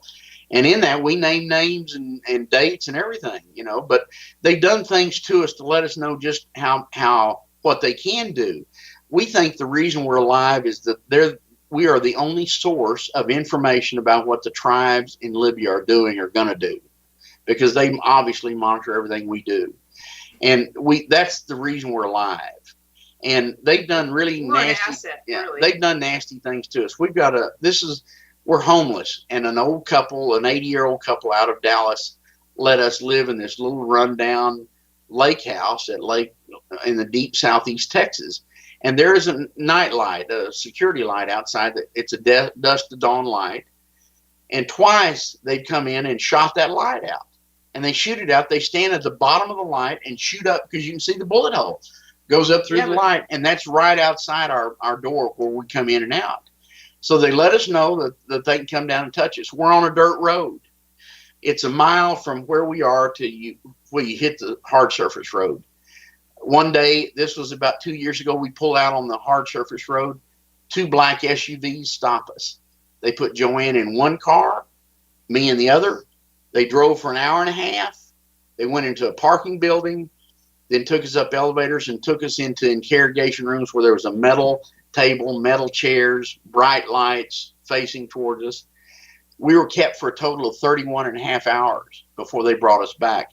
During that time, they never would give us ID, wouldn't give us their name. They said they didn't have to. They told us they could pick us up anytime they wanted. They could make us disappear. Nobody would know about it. And they want to let us know that they could do that anytime they wanted. We think they took this much time because obviously they had all our keys and everything. They went through all our computers and everything in the house, trying to find out what information they could glean that we hadn't given them. We were told never, if we were ever put in that position, never drink anything. Don't go to the bathroom if you can keep from it, because they might have some kind of toxic chemical on the handle or whatever. They planted drugs on us that they couldn't find. We also, when we first cut our DVD, when we made it and we ordered it, the first order came in early, and luckily we checked it because all of them had our face on it, but all of them were hardcore pornography, every single one of them. We called the active group in Dallas, Regina's group, and we told them, we said, my gosh, the DVDs came in. They came in early, and I said it was all porno on our cover, and 2 of the people in her group said, yeah, we've been arrested for distributing pornography without a license. Same thing happened to us, except when the delivery was made, the officers were right behind arresting us, and they delivered to us in a remote area of Northern California early. And when we tried to turn those over to a police officer that we knew there, she said, no, don't give them to us. She said, it'll end up biting you. She said you need to destroy them. And I said, well, one of those companies that destroy. She said, no, you're not guaranteed they're going to be destroyed. You need to see them destroyed. Yeah, but you can talk about Chris Stevens for just a minute. So we were given information that there was going to be an attack on U.S. properties in Libya 6 weeks before Chris Stevens was killed. We tried to I do most of the speaking to the Libyans just because I don't have a Texas accent. They don't understand Jimmy. He'll talk for 10 minutes and they look at me and say, what did he say? So I do most of the speaking to the Libyans. And they told us, they put a colonel on. He was out in the desert. He said, I want to tell you this. It's important you tell your government there's going to be an attack on 9/11 on U.S. properties in foreign countries. And we tried to tell them. No one would listen.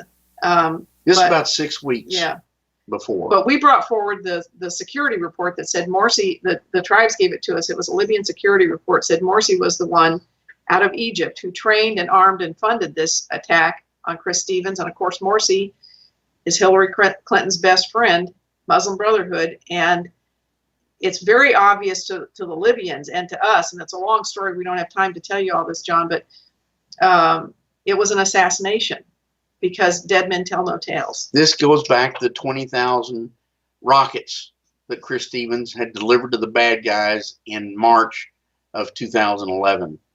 And the governments of the world wanted those back. They wanted the U.S. to reclaim them. So that night he had a dinner meeting with the ambassador from Turkey.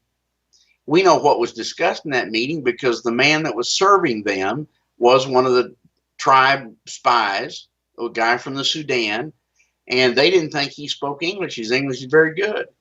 And the discussion at that dinner was Chris Stevens was imploring with the Turkish ambassador for Erdogan to use his influence to get these rockets back, and they would pay whatever price the mercenaries, the Al-Qaeda Muslim Brotherhood, wanted to return them.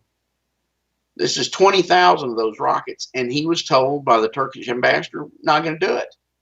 The Turkish ambassador then left the building, was taken in a fast car to the airport and flown by military aircraft back to Turkey. When he sat down in Turkey, that's when the attack started on the compound. And the compound was protected by Ansar al-Sharia, which is a radical Islam group, paid by the State Department to protect this safe house, which was really never a compound. I mean, never a consulate. It never had a U.S. flag. None of the vehicles there had government tags or diplomatic tags. There's no U.S. flag that flew there. And so it was a safe house only. It was a CIA house. And always there were 20 or 30 guards around this place, and it was walled mansion. That day there were 2 or 3. And the man that lived right across the street from that mansion, also a very large house, was the son of one of the tribal leaders. And he was at the equivalent of a 7-Eleven store just a few blocks around this side getting milk and water for his family. When he first heard the first shots, he jumped in his car and was back at his house in less than a minute. And, of course, they have a big metal double door. He pulled his car in there and closed it and then went out through the human door. There were 2 thugs standing outside his gate. He walked out there and he said, "Well, are you here to kill us?" And he said, "No, we're not here to kill Libyans tonight. We're here to kill Americans." And he said he stayed there to continue to talk with them. Actually, he did an interview on the Power Hour. This young man did. And it's all documented and recorded on the Power Hour. He has since disappeared to save his life. His family. To save his life. But he told about what he saw, and he said, "I stayed out and talked to these 2 men because, first of all, they did not have Libyan accents. They had real strange names, and their clothes were not Libyan." And he said, "If you don't act friendly to these guys," he said, "they're liable to shoot you just offhand." And he said, "I stayed with them while all this fighting is going on. Rockets are hitting this place. Place is burning up. And then when the fire went out, he said, 'Come on, go in with us. Let's see what's inside.' And he didn't want to do it, but he said, 'I had no choice.' And so he was one of the first group that went inside that building afterwards. And he said when he got inside, completely dark, it's night, no lights. Looters had been there already. Looters were there. And he said there was a body that they were kicking, urinating on it, abusing it and everything in the dark. And he said they when they drug it outside, he said that's when he saw that was Chris Stevens. He was already dead at that time. And the Mufti called Joanne. Yeah, Faraj called me, and he said when it was going on, they called. He said, "Do you realize your embassy's being?" This was I don't remember. The Benghazi. Yeah, but the embassy also in Tripoli. Yeah, but the Benghazi compound was being. He said your ambassador has been attacked. The men who did it are in this hospital, and he gave me the name of it. He said they ran off. They're hiding in this hospital in Benghazi. You need to tell your people they can find those men here. I had no one to tell, so I tried to call everybody I knew, but nobody answered. It's in intelligence people that I knew go take a weekend off. I guess they go off at 5 o'clock. You can't talk to them.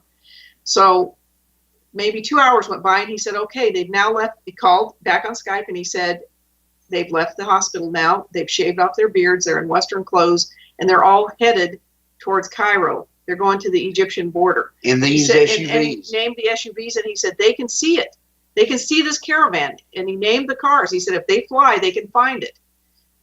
These cars going to Egypt, they'll find these men that killed your ambassador. No one to tell, or no one wanted to listen. So now let me ask you this, and you've probably already covered it, but just the short answer to this one.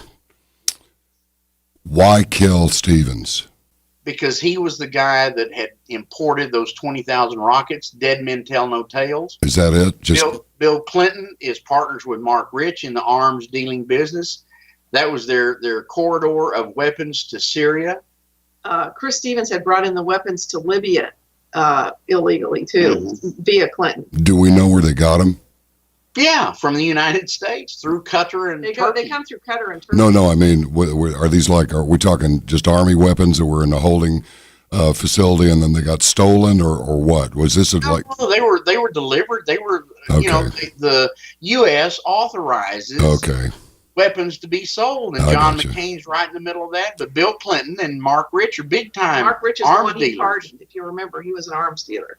Any of these guys operate out of Texas? Probably. Okay, we'll leave it there. Yeah, but the fact about Chris Stevens that was so telling was that he was dead before he ever came out. They had abused him terribly. Everybody escaped that compound. Yeah, everybody escaped. Oh, that was the other thing. The eyewitness said that as he was leaving the store, 2 cars full of people exited and were going away from the front of the house. 2 cars, Chris Stevens was not in those cars. He said he would assume if there was any dignitaries there, they would have been in those cars because he saw other ones in that car. They have ramps. They just dive in this ramp, immediately they're in the car and they're gone in seconds. So Chris Stevens was probably dead at that point. Yeah. And his aide de camp was dead. And here's the thing: Trey Gowdy, Louis Gohmert, all these guys that are supposedly investigating this have never talked to us. They've never talked to the eyewitnesses across the street. They've never talked to a single Libyan that was not a U.S. employee. So do you think they've been trying to get the truth? Not ever. Chew that one up. Yeah, it just sounds like they're just closing closing all the loops. The 2 big money gatherers for Trey Gowdy, after they heard us at one of the John Birch seminars, they said, listen, Trey Gowdy is going to want to have you all. He's going to want, we know him. He's a great guy, and we're his biggest fundraisers. And they said, we'll get your DVD to him and everything. And so a few days later, they called, well, what did Trey Gowdy have to say? He didn't talk to us. So we called him. His secretary said, yeah, we know who you are. We'll call you if we need you. He said, we have a file on you. And they called back a couple of times. And, of course, he's never wanted to talk to us. But, it's very, very hard for us because we've had every opportunity for us to support ourselves taken away, and we're threatened all the time. They do nasty things to us, We're very hopeful for a new administration and we hope we're off the kill list. We've been told by the Libyans that as late as 6 months ago that we were still on Hillary's kill list. We got a contact one time from an Al-Qaeda. They said, we know this when we were still in the Woodlands, and they said, we know your address in the Woodlands, and one day you'll see us at your front door. But, that's one threat. But the threat from our own government is the one that's really hard to fathom. And, they have taken away all of our opportunities and made it very, very difficult for us. We support ourselves with our little DVD, and we'd appreciate your audience. Go to our website. The website's free. You don't have to sign up. You get all kinds of information. There's a couple of 1,000 hours of radio interviews and information. And if they'd like to get our whole story, it's a 3-hour DVD. That will really help us a lot. But in the meantime, keep us in your prayers. Our website is LibyanWarTheTruth.com. You want me to say it again? It's LibyanWarTheTruth.com. No, I got it. I'll tell you, this is stunning. And I got to tell you, I'm looking for one twitch that suggests you're not on the level. I can't help it. I just do it. And you know what? I just don't see it. Well, we have no reason. We really have no reason. As I said, we're not activists. The truth is a hard enough taskmaster without making anything up. Yeah, I guess so.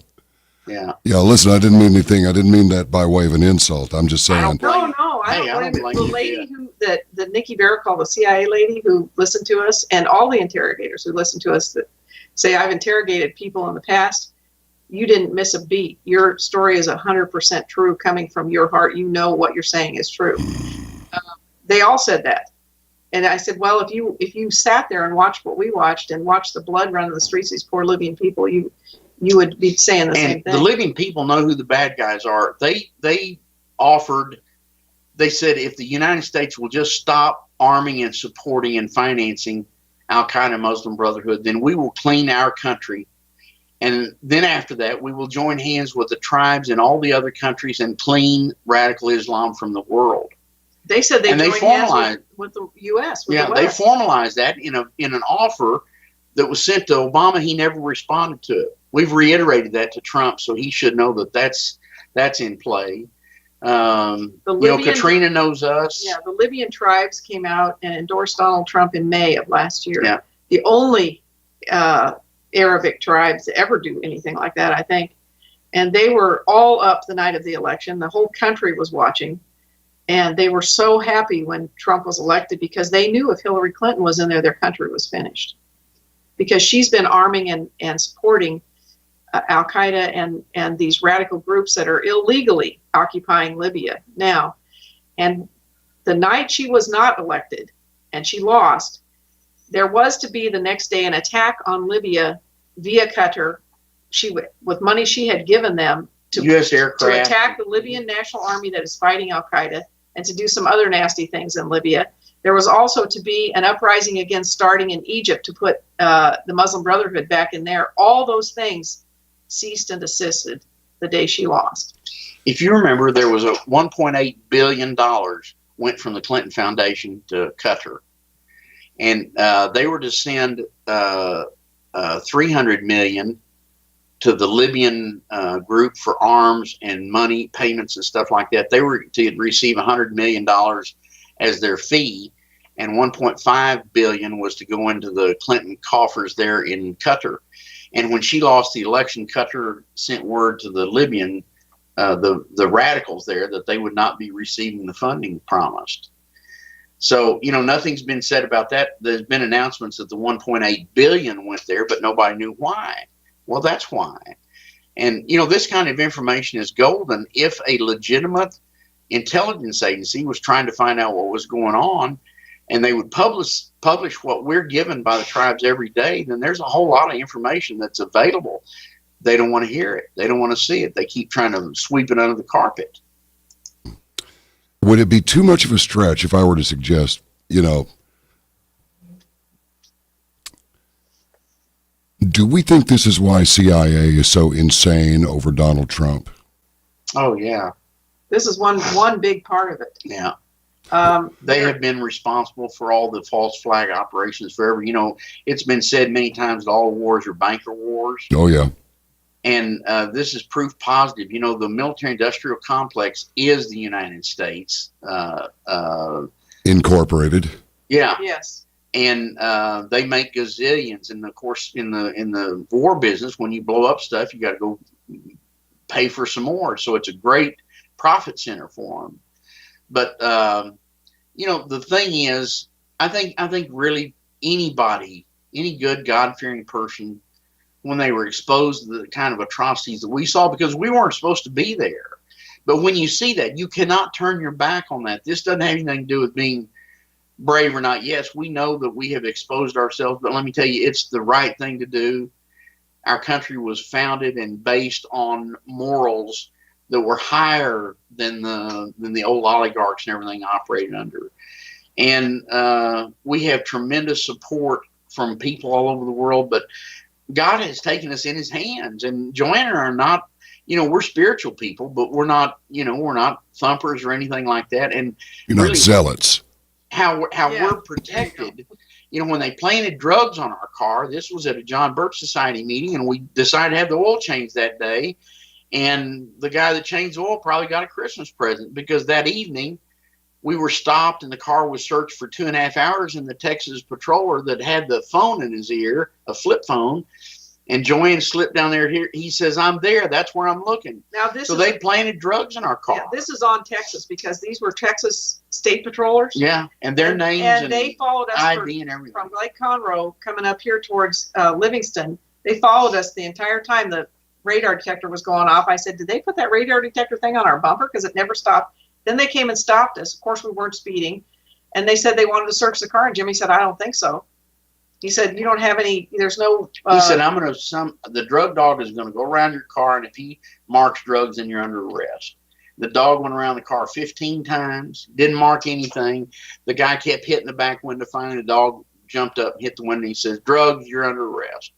And it took them 2.5 hours. Those two patrollers, the backs of their uniform were black from crawling under the left rear corner of the van. The Toyota Sequoia's got all kinds of places you could secret things away. They didn't look any place hardly except there. Well, I told him, I said, this is ridiculous. I said, if there's drugs in that car, you put them there. And he said, well, that's what somebody who does drugs would say.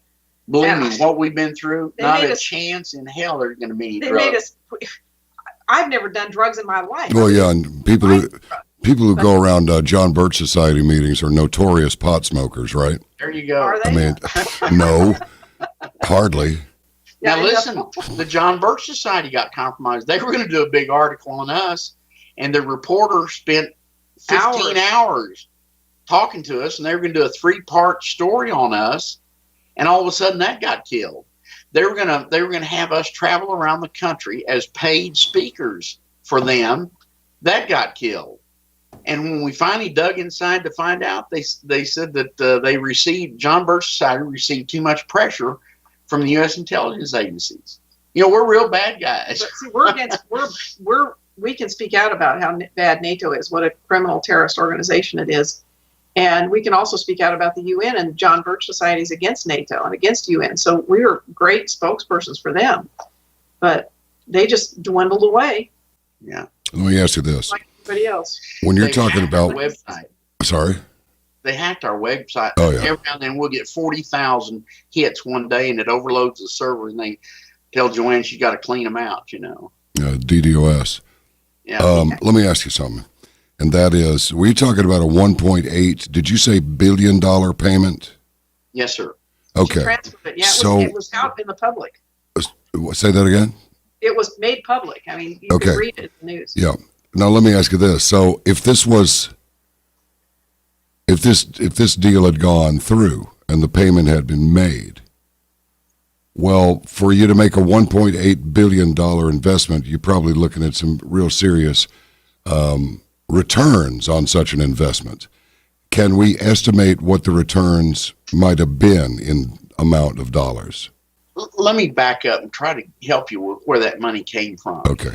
Talking about Hillary's money? Libya had cash and cash equivalents of nearly $500 billion in the Federal Reserve and in Euroclear. Okay. Those are Zionist organizations, and Hillary is a puppet for those guys. The banksters. This is the Rothschild, Rockefeller, Medici, Clinton, Bush, etc. Those are the bad guys that are part of the bankster organization worldwide. So that $500 billion is off the balance sheet and available to their participants. So that's probably where the money came from in the first place. They used Libya's own money to destroy it and finance whatever else they wanted to do. So that's probably where the money came from. But the return is, of course, the natural resources of Libya. And they have the highest grade oil in the world. They're Bonnie Light. You can take it out of the ground, almost pour it in your crankcase. And they were producing 3.8 million barrels of oil a day from a couple of hundred wells 20, 30 years ago. They have huge reserves that never even been touched. They have huge bauxite.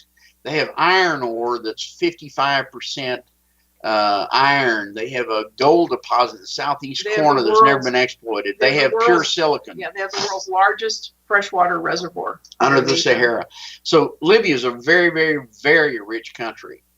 So the takeover of that country has long-term besides the fact benefit. It's the gateway to Africa and the gateway to Europe from Africa.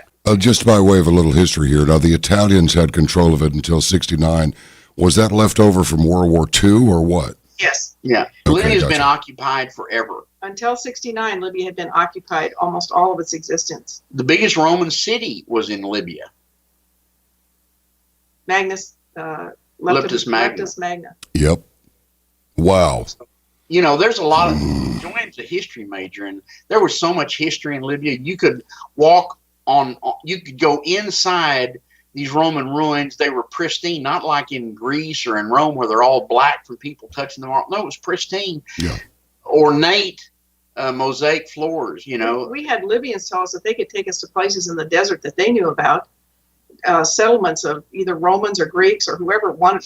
The Ottoman Empire was there, he said, and you just, when you walk, you'll kick coins, old coins, because there's so much history, so much on the ground that nobody's ever bothered it. Nobody's ever touched it. And do we notice how little Libya is in the news these days? Yeah, Yes. they don't. It's hardly even mentioned on the atrocities. But like Joanne said, forever, Libya is really Hillary Clinton's Achilles heel. And what took place there is horrendous. That was their first. They touted Libya as being such a perfect operation that they were going to use that model. You remember when Obama said we're going to use this model from now on? Because they tried to do it in Syria, but No fly zone, and then take unfortunately over. for them, Syria is a much bigger, more populated country. Libya only had 6 million people. I think 6.5 Syria million, has and we have 50 killed. million. I'm talking about the 6.5 million legitimate Libyans. We killed 1 million of them. Or You're they've not going to died see since that number 2011. anyplace. Yeah. This is really, really something. Well, it's terrible, is what it is. It's war crimes beyond war crimes. You can't imagine if you let the military-industrial complex loose without a collar, without anything. This is what happened in Libya. Well, look, we were talking with a well-known personality earlier in the program. That would be Dr. Paul Craig Roberts. And we were talking about CIA, and we were talking about this ridiculous, I guess you heard about the Russian hooker party that they were trying to claim Donald Trump was a part of. Yeah, I can see that happening with Melania there. Melania she is Eastern European. She will kill everyone who is involved in such a scandalous act, See what Trump said today? He said, but I'm a germaphobe. He said, that would never Wow. Well, Paul I mean, Roberts is a great guy. We read all of his stuff every day. He's really a tremendous guy. well, have you ever seen such a ham-handed, sub-juvenile attempt to vilify a president who hasn't even been inaugurated yet? No, never. Because the Zionists, the bad guys, the cabal bankers, are in such a tizzy. They know that their fiat system has gone to hell in a tea kettle. There's 188 countries don't take the U.S. dollar anymore. China is ready to go back their currency. Russia, India, Mexico, Iraq, Iran, a lot of countries have already go back their currency, and the U.S. hadn't and can't because there's no gold in this country.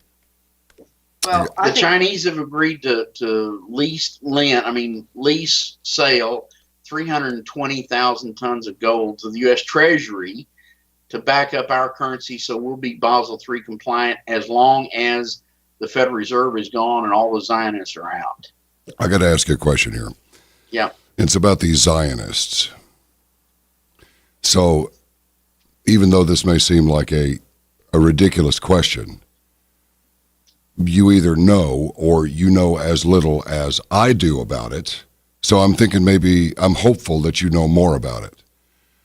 Question number one is, do you have to be Jewish to be a Zionist? No, just the opposite. Please expand on this. The Zionists have hijacked the Jewish religion. They are the Khazarian mafia. And they were the ones that Jesus threw out of the temples as the money traders. And the reason that they claim to be Jewish is they had been causing, they're originally from Ukraine, and they had been causing havoc all over the world, but especially to Russia for hundreds of years. And the Tsar told them, this is a couple hundred years ago or so, said, you either need to get morally correct, or else we're going to wipe you out to the last drop of your bloodline.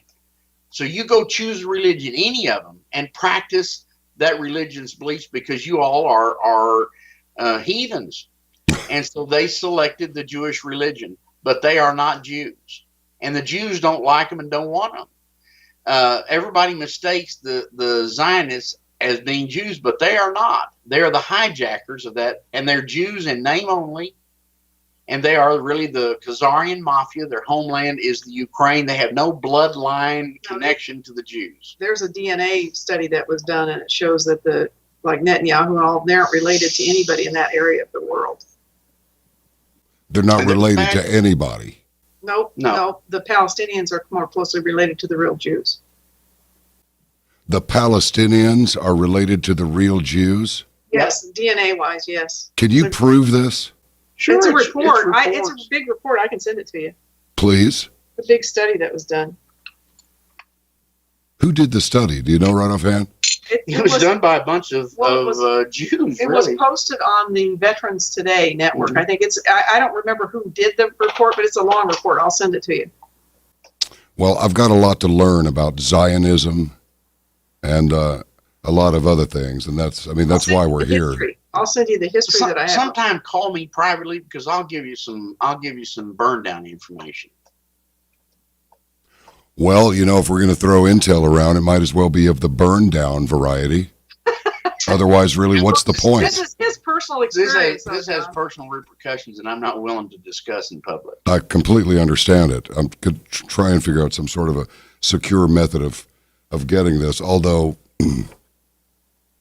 in case some of the people joining our program in progress that we're not really aware of, and yet we are because we sense them, in case there are some people new to the operation, I have squirreled away a lot of information that would be very, very painful, undeniable, irrefutable, unequivocal, and otherwise ugly.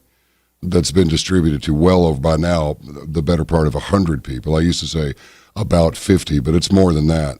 And none of these people know each other, and it wasn't easy to do. And in some cases, they don't know me either, but they have the information. So if somebody wants to get stupid, go ahead, give it a shot.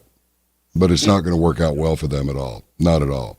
If these people think that they're embarrassed over this golden shower, bloody nonsense that they tried to push on us today, this is going to be like some sort of a card trick compared to what I got waiting for them. Well, they're trying to cover up they're trying to cover up the Pizzagate scandals and all that. That is as bad as it gets. Well, I didn't buy into that, brother, but I'm not saying it didn't happen. I'm not. I know that pedophilia is rampant throughout the higher halls of government, or whatever you might call them, or lower morally. But and then that all got diffused when this nutcase shows up to try and take out the owner of a pizza joint. Yeah, I know it. Well, I know it. Well, I think, John, that they're uncloaking who they really are by this dumb stuff they're doing. That's who they really are. That's what it looks like. It's just like you say, you give these idiots enough rope and they hang themselves. Yep, exactly. Well, fiat currencies last a couple hundred years. This has been going on, and I think their demise is really going to be based on the total destruction of their financial system. But it's the Babylonian debt system they've set into the world that causes all of us to live in debt, which is, without debt, the fiat system doesn't work. Yeah, well, this digital system they want to usher in, what's that? That transcends the Babylonian system. That's all the way to the Luciferian system, I guess. That's right. But see, 206 countries have signed on to the Basel Accords. And to be able to transfer money internationally on the new SIP system requires that your bank be asset-backed. And gold, silver, trees, in situ assets, etc. Something real. And the U.S. is not. Something you can touch. And there's a Basel IV behind it, which is more strenuous. So that means that all the money transfers that take place in this legitimate system, not the SWIFT system, which I'm going to call the Zionist system, requires no validation of provenance on the money. The new system, which is the Asian International Investment Bank, has a 40-layer deep validation on provenance of ownership of the money. So that means that drug dealers, nobody else, are going to be able to use that system. So there's things put in place that are hamstringing the ability of the bad guys to continue to move their money and everything. So you get rid of their currency, you get rid of their money the ability to move the money around, and that's now going to give the opportunity for the countries of the world to legitimatize their financial systems, and each country will be able to print its money up to the level that it's backed by whatever this weighted bunch of assets that are part of the standard drawing rights system. And so there's hope for the financial system to be cleared up, and it's going to be cleared up pretty quick because there is no value in the stock market anywhere in the world. The only people buying stock in the United States and in Europe are the Federal Reserve, Euroclear, and the Japanese bank. And those three entities are owned by the same guys. The 38 biggest banks in the world are all bankrupt over these derivatives. There's $1 quadrillion of phony derivative debt. Yes. by all the countries in the world. And when the people finally wake up to that, they will be wanting to string them up. As George Bush, the old man, said years ago, he said, if the people in the United States knew what we were really doing to them, they'd string us up. Well, it's about time. Yeah. Well, a real interesting thing happened to us last week, or since Trump was elected, the last couple of weeks. We've been contacted by a couple different people we don't know. They identify themselves as business people who have read watched our DVD and read our transcripts and really want to know if they could do business with us. But they did tell me how many hairs I had on my backside. Yeah, I get you. And they did open. The one guy said, "Well, I live up in Virginia." Well, he was real interested in Libya and rebuilding it because of this. There's going to be so much business. There's $2 trillion worth of business at least to rebuild what they blew up in that country. And it's difficult to get business in a country unless you know the people. You have to, unless you're a big company like Shell Oil or somebody who has some knowledge or recognition of who they are. So he said, you know the tribes, don't you? And I said, yes. He said, well, you'll be able to get business anywhere. I said, well, sure, we can get business in Libya. That's not a problem. We've been there and paid our dues there, literally. They want to join hands with us because we know the tribes of Libya. So coming out of the woodwork, we've got these intel organizations who want to. They've offered to rebuild our production. Yeah, facility. They want to get inside Libya and they want to use the tribes. They want to know if we would be willing to introduce them to the tribes. So I thought it was kind of interesting that they're seeing the rebuilding process already starting to happen in Libya. That means that the cleansing is going to happen of the radicals that are there. Mm-mm-mm. Well, I got to tell you, this has been, may I just say, an extraordinary conversation. And I got a feeling we're going to need to do a chapter 2. Be glad I'm to do sure that. you're We please ask your folks to go to our website. We need all the prayers and support we can get. And we're on the end of a real small limb, and the bad guys have got a big hatchet on the big we're end. hoping they got the hatchet taken away because Pete Sessions got us off the no-fly list. That was great. Yeah. Well, all right. So it's LibyanWarTheTruth.com. Yes, sir. All right. Well, that's in guest media right now, but that's farther along the timeline when they see the program, which they're doing now, and we're talking at this moment. Caravanners will be seeing the program later than we're speaking. So, for Pete's sake, you have our contact information. You know how to get a hold of K2. So if anything weird happens, I mean, the guy never sleeps. So reach out, will you? And I'll be in touch in a couple of days. All right. Yeah. Well, Absolutely. we've got a lot of Libyan folks that would be, tribal leaders and the top imam in the country, really a great guy. He was just released from prison. We'd be glad to bring him on and you can have some conversation with them to get some in-country information. Sheikh Tantouche was imprisoned illegally for 5 years simply because he was against radical Islam and was helping his people. Tortured, beaten, really a good man. I'd love to talk to him. I think it'd be an extraordinarily. Yeah, we could put him on with you. He'd just been out for 2 weeks. 2 weeks.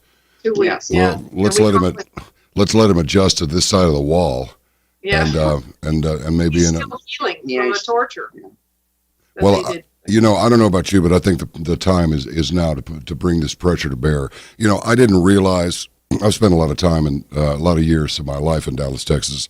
I lived out in L.A. for about 5 years and then came back because Texas is Texas. I love California, I do, but it's there's some political components there that are too insane for me. I can't do it. But I digress. I didn't really realize that living in Dallas, Texas, I'm practically in Illuminati Central. You know what I mean? Oh, yeah. But I got to tell you that it is very disturbing to me to learn of these things this country has done, all under the Bravo Sierra banner of keeping us safe. Well, it looks to me like the more these mugs get their way, the less safe we all are. I've been saying for years, we need to get rid of this Obama character before he gets us all killed. And Dr. Roberts, Dr. Paul Craig Roberts on earlier is like, I agree with him. The world hates us for what we do. Do you find that to be the case or not?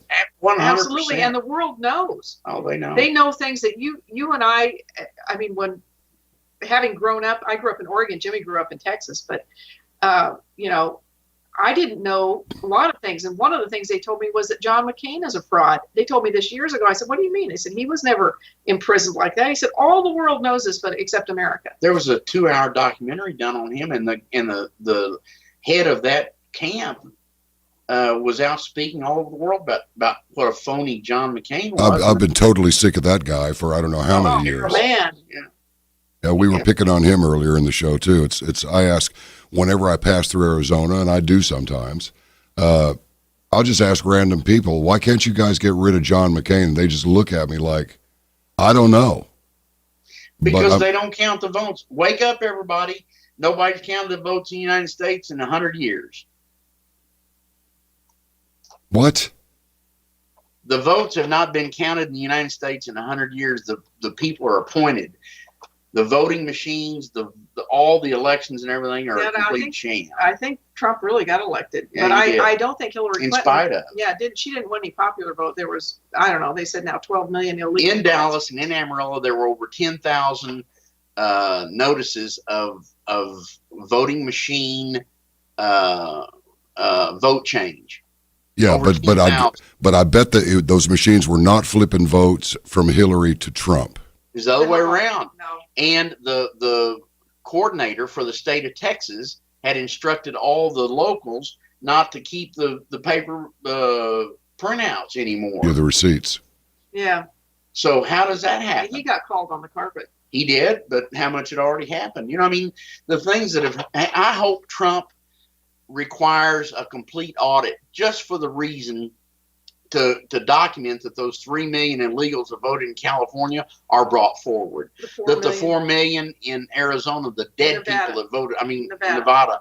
The 4 million in Nevada dead people that voted, that is brought to the 4 million. All the rest of it. Yeah. 4 million? In Yes, Nevada. sir. Yeah. Yes, sir. 4 million dead people Yes. in Nevada In Yep. Nevada. voted. Yeah. Voted. For Hillary. They have records in other places where the same person voted 10 times. They had busloads of people that were taken around that went from one voting place to another, and they voted over and over where no ID was required. And they had busloads of Democrats, of Hillary people, that went from place to place to place to place and voted, and they were photographed, and nobody ever talked about it. That's because media like you don't have a big enough ear. Well, But these things are out there, and that's a travesty. That's not. Well, you know, one of the worst leaders of this cabal is here in Texas. Yeah. and that would be The old man, the old broom, the old Bush. George H.W., Yeah. The one that lives in Houston. He's one of the absolute worst. whose dad was the Nazi banker. Yes. Absolutely. And go back, read Trading with the Enemy. Yeah. His dad was an aide de camp to Hitler, and the Trading with the Enemy book is real detailed. But you know, they're linked. Their bloodline to the Queen of England. They're cousins to the Queen. You know, you go back and look at the 18 oligarchs, the families have been running the world forever, and that's part of he it. also is the one that said if they ever find out what we've been doing, well, they'll string us up. But he was head of the CIA. He was in the CIA, head of the CIA, and still runs a portion of the CIA, Huge. the bad portion. And he was arrested 10 minutes after Kennedy was shot. He was running out of the school book depository. He was arrested that was that just day in released. Dallas. Who, George H.W. Bush? Yes, sir. HW. Yeah, no wonder he couldn't remember where he was. I know. He was arrested 10 minutes after Kennedy was shot, running out of the school book depository, and he had Residue. GSR on him. hands. Gunshot residue. Yep. Wow. Look, for Pete's sake, stay healthy out there. Remember what I said about singing out. Let us know, because Well, we got some buttons we can push if it comes down to it, but we don't push them unless you only push it once. That's right. So, but let's have some more conversations, and I'll be in touch within the next couple of days. And I want to get some more material from you. I'd love to interview some of the people that you know. And, Okay. glad to do that. you know, is this a great country or what? No. But the fact is, it's the dream of what the country is supposed to be. It's the dream that was framed in the Constitution and the Declaration of Independence. And these, you know, I had this dog that was actually a coyote. Just looked like a little German Shepherd dog, but it wasn't. Mm-hmm. And our main dog, his name was Frank, looked at me as this little coyote is growling at him and challenging him for his food. He looks at me like, I suppose you know what you've let into the house. This thing that's growling at me right now. You've let a feral dog in with me. Yeah. Yeah. And he just went back to his dinner. He just ignored this coyote. This coyote, if you turned your back on this dog for 10 seconds, he would vanish into the neighborhood. And I don't care what you did, you would not see him for a couple of days. He would go out into the yard and you could see him go into a hypnotic trance, just sniffing like he was just getting drunk on all these new scents that his nose was picking up. And I bring this story up because I think that's what's happened to us as a people. I think we've just gotten drunk on the scents that our noses pick up, this the freedom that we think we smell, the little freedoms that we still enjoy, while all the time the big unseen guy behind the curtain is telling us, you're free, your country is great, we can do anything, we're exceptional. And I'll tell you what, I don't like living in Illuminati Central knowing that that's what it is. And I don't like the fact that some of those devils over there in the Middle East that refer to us as the great Satan may be correct. Oh, yeah. We are the evil empire. Well, I don't like that. Empire. And the illusion that we still have these freedoms is simply that it's an illusion. That's only. the balloon that holds us up right now. But, the Libyans would tell you, and you could talk to anybody in the Middle East.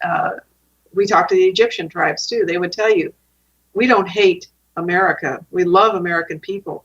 It's your government that's so bad. Why do you allow that? Mm-hmm. That's a real good question. That same question. Why do you allow that? They told us that Obama was Muslim Brotherhood in 2011, and they told us Obama. Before that, they were so proud. What they told us was Obama was going to be the first Muslim president in 2007. They told us that.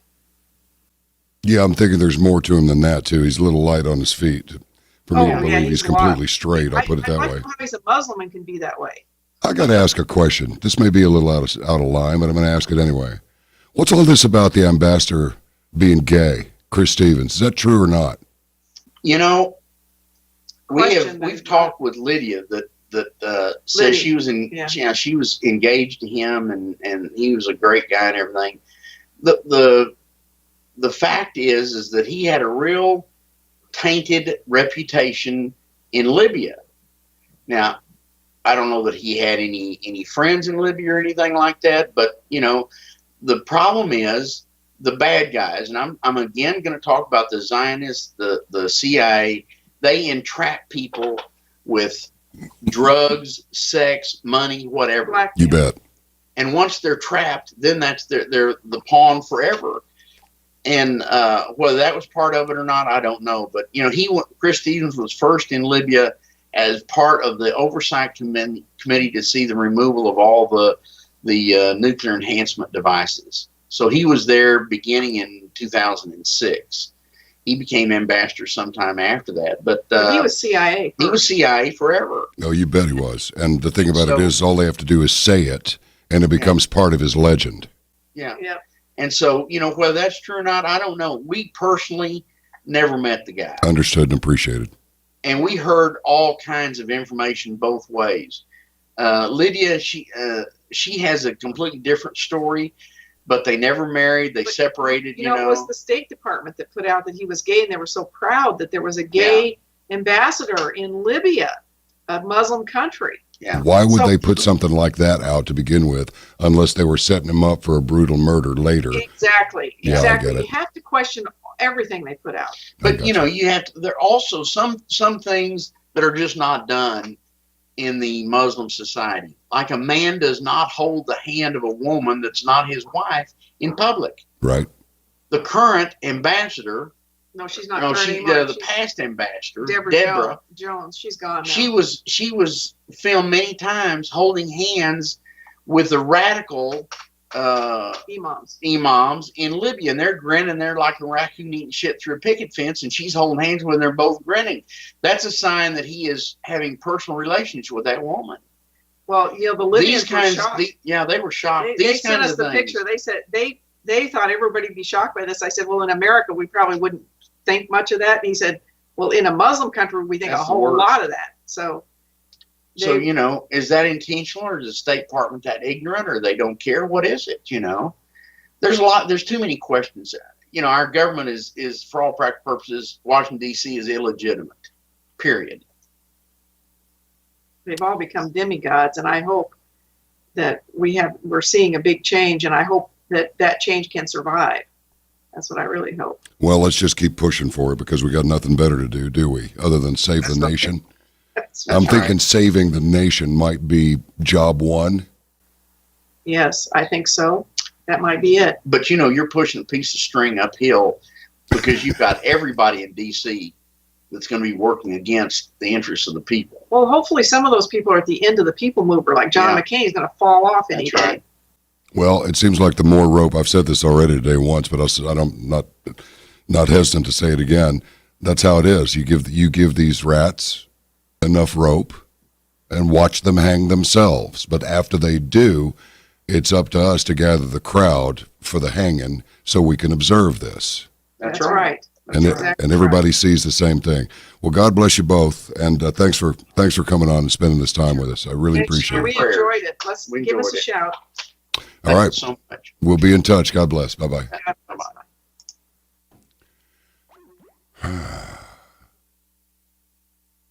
Well, I would say that's a sufficient amount to attempt to digest for one episode of Caravan to Midnight.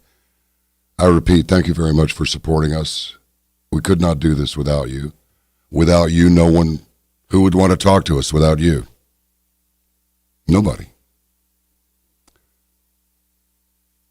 Fingers are pretty strong, but altogether, they're stronger. So commit.